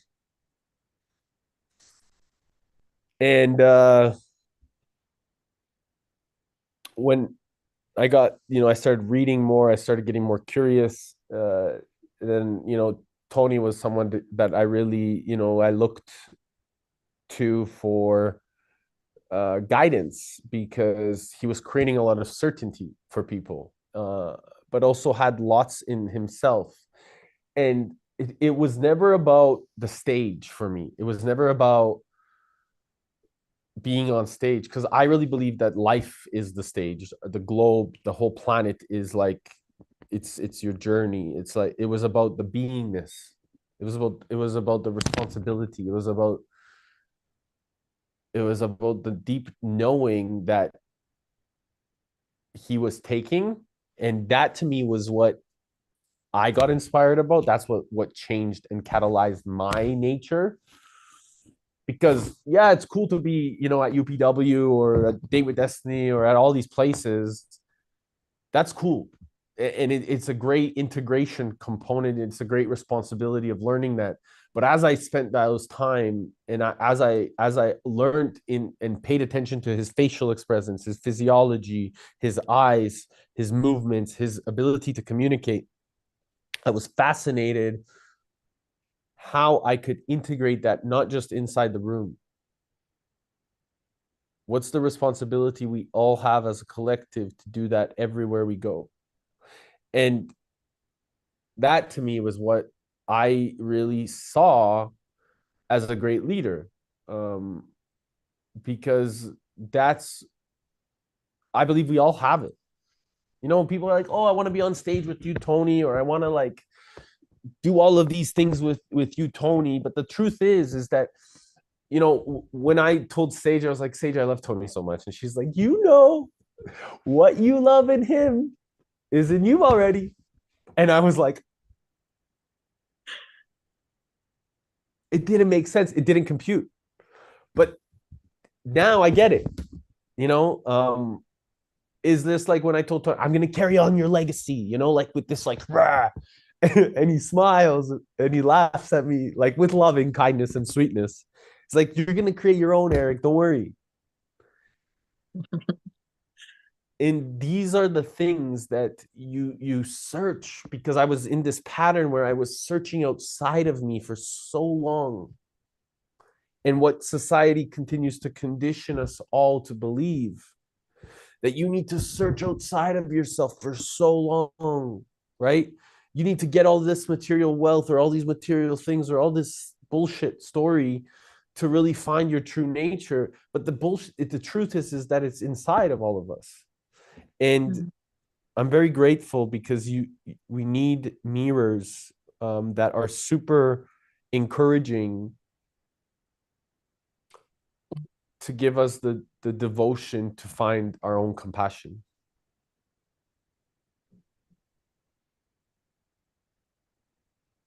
And that's what started me on the journey, is feeling empty inside and going on a journey to find myself and willing to do whatever it takes to find myself, whatever it takes. I didn't care. I would, like, I walked to the ends of the earth. Yeah. Barefoot and in a robe. Yes. Yeah. No car, no house, just you, pure you, right? Yeah. Yes. Mm. Mm. So yeah, so that's beautiful. It's like when what does Tony talk about, right? When you've got all this achievement but no fulfillment, that's the ultimate failure. So it's like you felt, sounds like you felt that failure, and you were like, I'm not settling for this. You know, I'm bigger than my skin and bones and body, right? So let me see what else is out there. And yeah, sounds like another lifetime lived in that 6 years. I feel like I lived more lifetimes in those 6 years than most people have lived all their lives. And Yeah. it's Yeah. really, I'm very grateful that I've chosen to walk that path, because there were moments where I didn't know if I could make it, or I didn't know if I could keep going, and I just found it. I found it. I remember even meditating in different moments of life, and just like, okay, if this is what you need me to do, I will do whatever it takes, and just keeping going inside and finding that energy. It was like, it's grace. It's grace. Mm-hmm. Yeah. Yeah. Wow.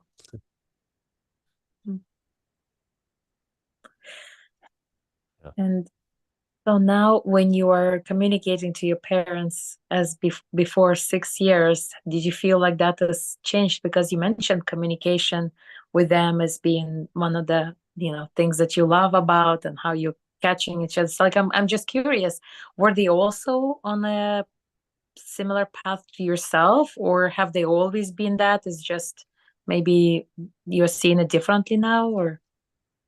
I think, yeah, I definitely see it differently. It's definitely a different observation and attention that I've been able to pay attention to. So now it's about recognizing, okay, well, what's the shift within me that I can see now as the gift? But then they're also been observing or watching my growth. So I've been like, calling them when I was on the trips, or we were like connecting deeply. But the thing is that the thing is that because of that connection, they've been able to kind of follow the journey, maybe see the different ways that I was thinking through the conversations that we were having. And it's like, when you become an ancestor that chooses to break the pattern, and you naturally change your ancestry's lineage from the past, which is beautiful, because I could feel like, actually, Sagitas and I were talking about this a couple of days ago. It's like the whole ancestry is like cheering you on, like, you know, and then you're then naturally shifting your future ancestry as well, because you are breaking a pattern that has been happening for thousands of years. So it's like you're healing so much all at once, by just you choosing to work on yourself internally, because the aloneness, the all oneness, it's the mirror that we all need. So by you taking responsibility of it within yourself first, you then naturally are shifting the vibration everywhere you go. You have the capacity to do it, because now you've honed into such a deep yearning of understanding of within yourself, that there is, as a result of that, there's an opportunity for you to now naturally show up without fear, without uncertainty, without any doubt. Mhm. So what are your new values?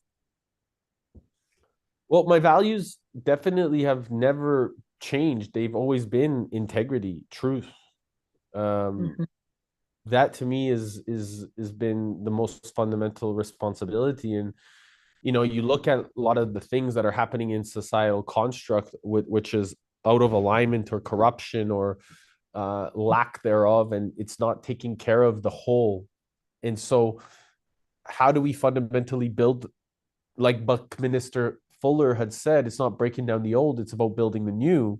So we're building now. It's about building with integrity. It's about building with truth. It's about building with honesty. It's about having these fundamental organizational principles and foundational principles within yourself to then move forward.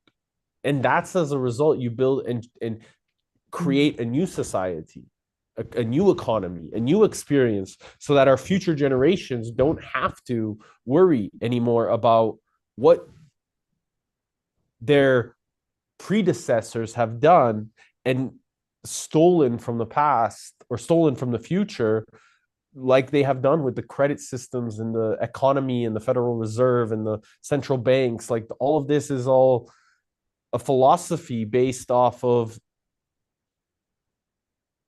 Profiting. dishonor. Yeah. It's dishonor. So we are here to now change that system by just ignoring it, by completely ignoring it, not even fighting, just ignoring it. Brilliant. And yeah, we're here to build, and that's the fundamentals. Like reinstalling the program, pretty much, in society, somewhat, like literally. Format the hard drive. Oh, and that's the beauty, because you have medical education, so you have probably you can recognize the importance of having a solid protocol. And so what we are creating now with Eric and a lot of other people, so we just joined pretty much the whole community with, and it's a protocol based kind of society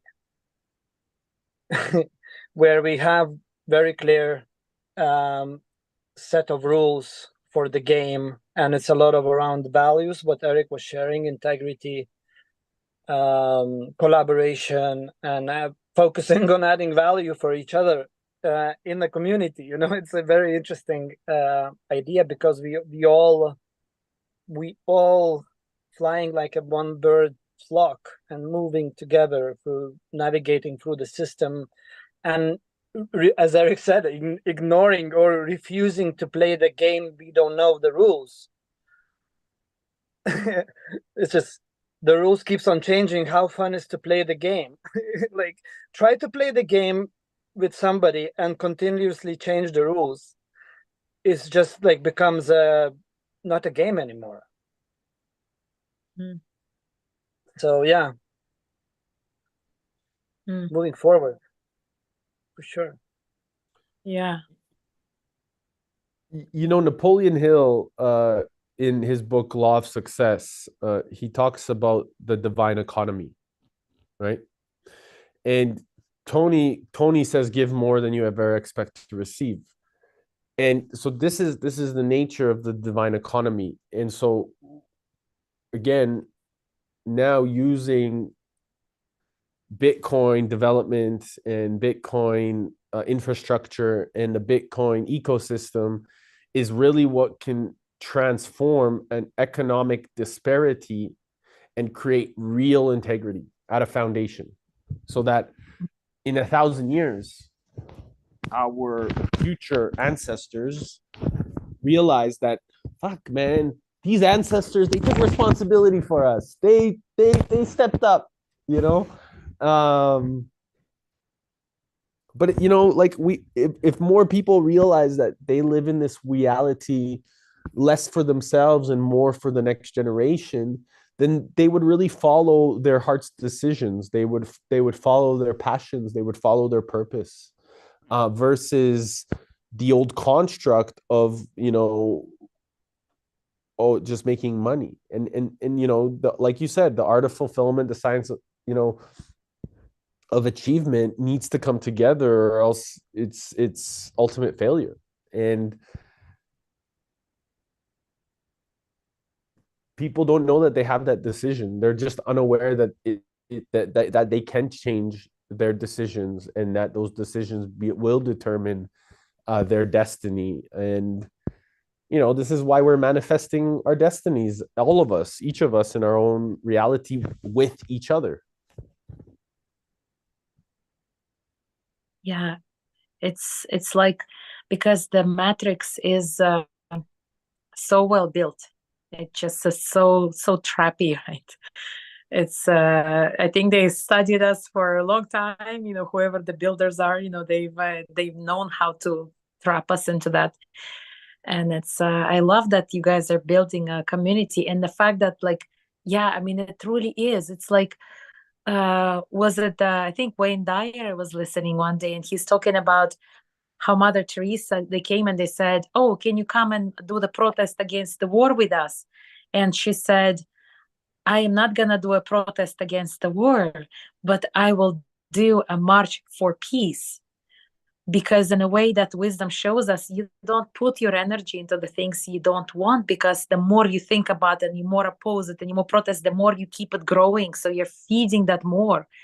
But the fact that you're saying, you know what, we are just ignoring it. So that egregor is not getting any of our energy, because it can grow with negative energy too. It can grow with both. You just, you know what, it just doesn't exist for us. It's not part of our reality. We don't put our thoughts on it. And then we creating something different. I think that is so beautiful. And I'm glad we're talking about it, because I was just going to say, how can I support your community and this vision? Like, what can I do as an individual from my side? Because I think it is so beautiful what you're co-creating here and building. I love the values that you're basing it on. I can see that it comes from this authenticity and from this truth and from that recognition of, we are not just the drops. We are the ocean, and we are the drops.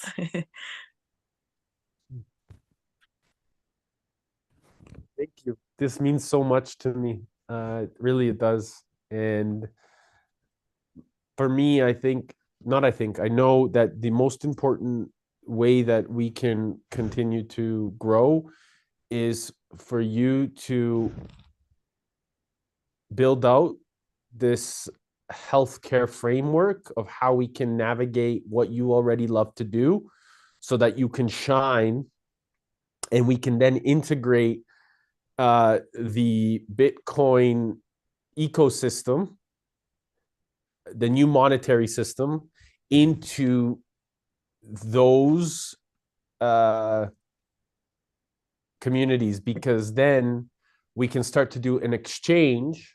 The exchange of the new currency will be the one that actually breaks down, so people are capable of building their businesses on a sound network that is not manipulated by inflation or government or political institutional behavior.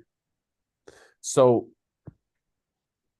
the healthcare is a huge part of that, because it's been manipulated by that system. Mm-hmm. And so we have a responsibility to build an even better one. So that, I think, by you already being in that space of wisdom and knowing and trust is okay. Let's build it out. And whatever you need, however I can support, we can jump on separate calls. We can make time. We can figure it out together. You don't need to know all of the answers now. But I will devote my time and energy to helping those pieces come together, so that we can create these communities that need your brilliance, so that we can start building the Bitcoin, putting Bitcoin and healthcare together. This is what I'm seeing. Mm-hmm. Mm-hmm. Okay. Yeah, and I just had a conversation recently with an old school infectious disease physician out of in Washington, D.C. because I have the territory of 6 states that I travel in between as well. And he was saying that medical schools used to teach physicians how to run a business. If you want to open up your own practice, they stopped doing that several years ago. And because now they want everybody to be absorbed into the hospital system, because no more free thinking, no more individual business. He's like, it's part of, like, they took away this business curriculum completely from medical schools. So this is something that we can really integrate a lot of. We can help with business philosophy integration, helping magnify that intelligence, so that these wisdom keepers of the medicine side are able to then integrate a business philosophy, and we build the new infrastructure inside of healthcare, backed by an association, and really then integrate it with the new economy. Yeah. You know, I would like to to speak about one thing. You, as a medical doctor, what you did, I assume somehow that you made the oath. Is that the correct word to say? I'm actually a nurse practitioner. So you have not done that? No. Because that is, you know, like, if you see by default for the doctors, you know, who made that vow, is they are actually responsible to do everything they can not to be a part of that system by their own oath for the system, because they are the biggest authority in the whole system. They can literally navigate with that level of responsibility, or direct the system back into its true nature. So the doctors is really having a big opportunity to move things towards correct direction. And doctor by the system has a greater authority than president in that particular case, or any other authority in the whole country, especially during pandemics kind of situations. Then the doctor is by default the highest authority, because the doctor, that's the only person in those situations, does not have to listen to police or government. It has to act accordingly to the heart.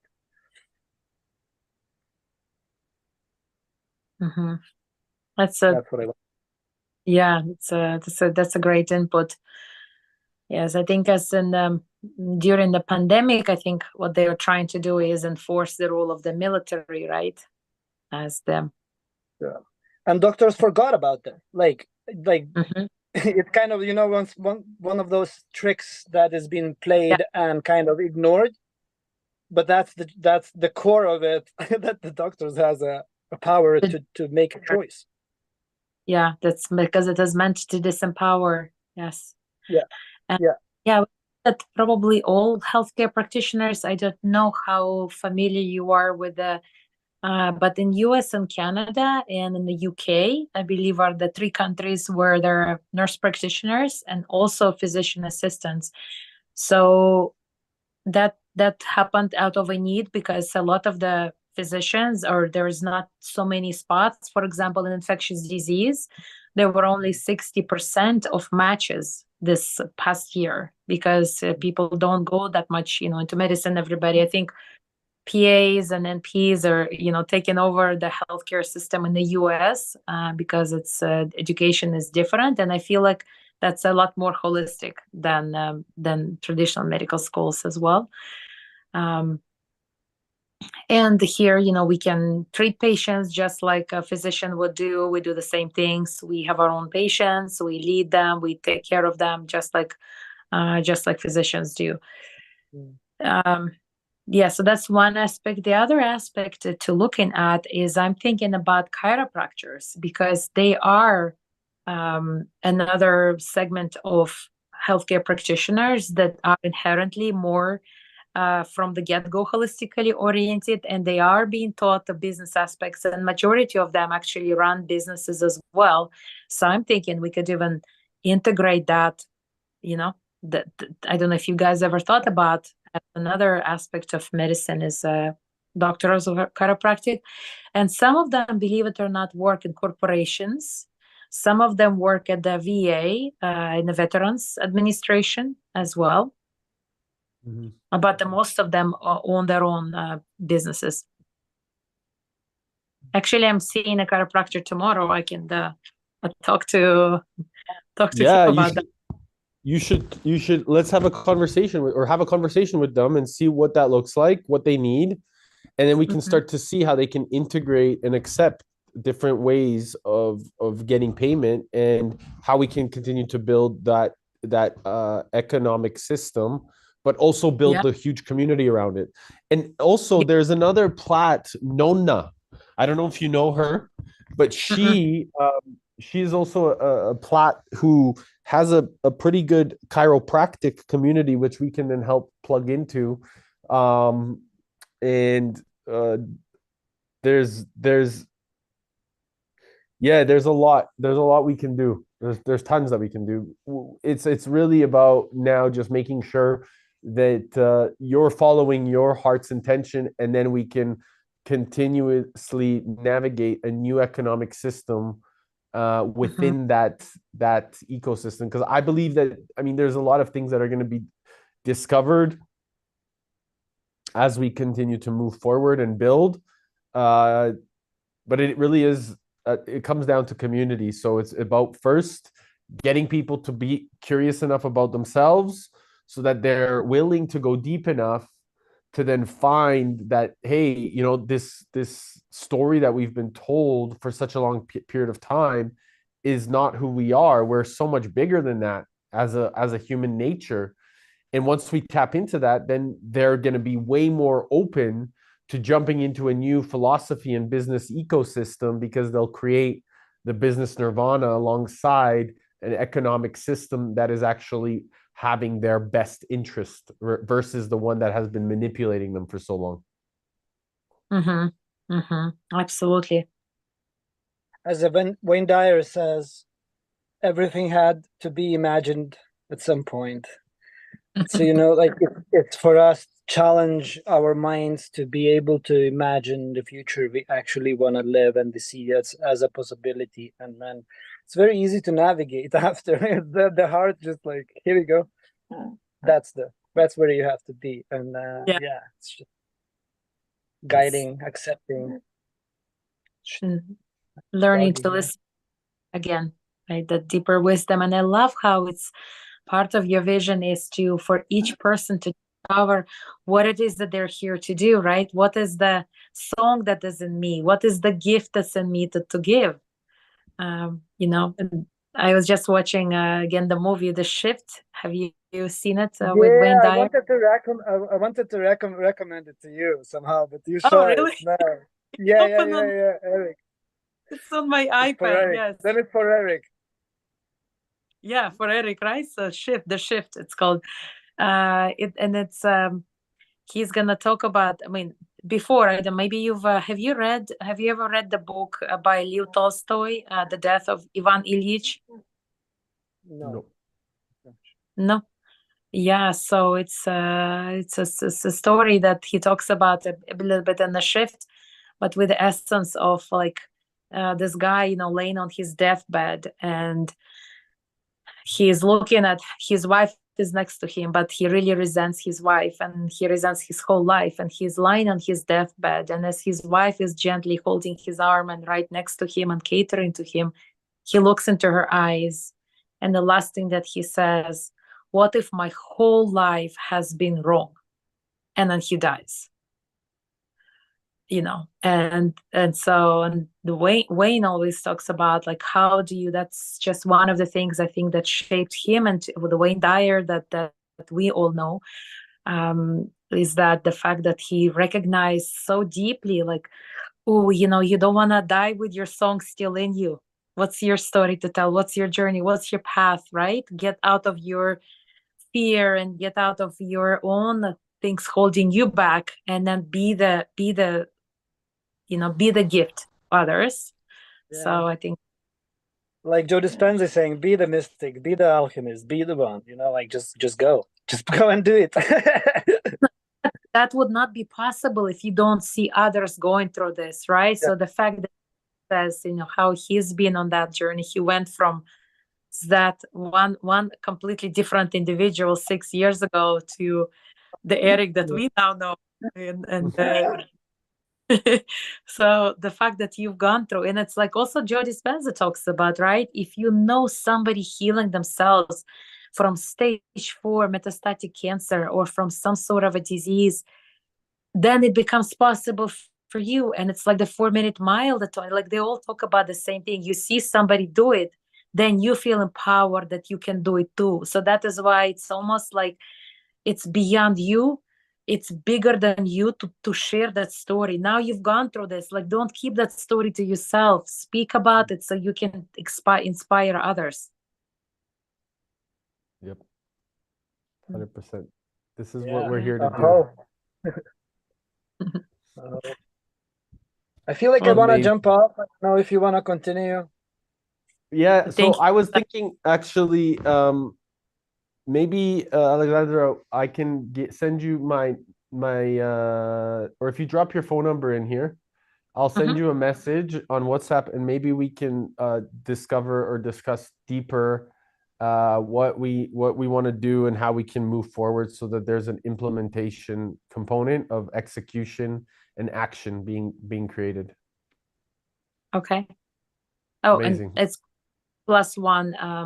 Forgot to mention, but for you. Yep. All right. So I'll send Thank you. I'll send you a message. Alexandra. you.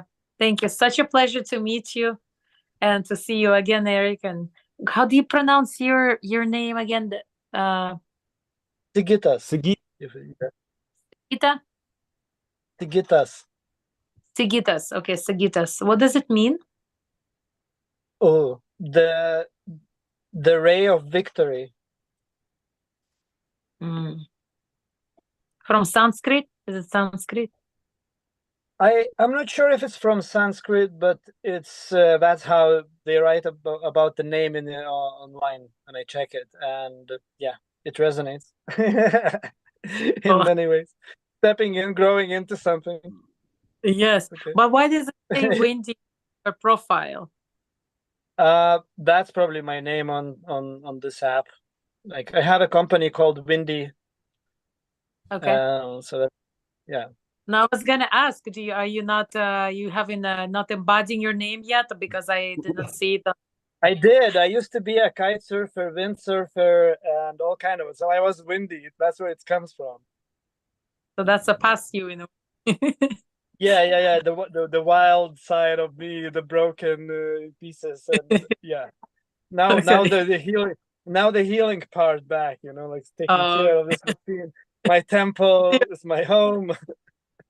Yeah, so you're windy Sagitas, okay. Yeah. I still can get windy, yeah. That's okay. That's where your mobility comes from. Your agility. Yes, I love that.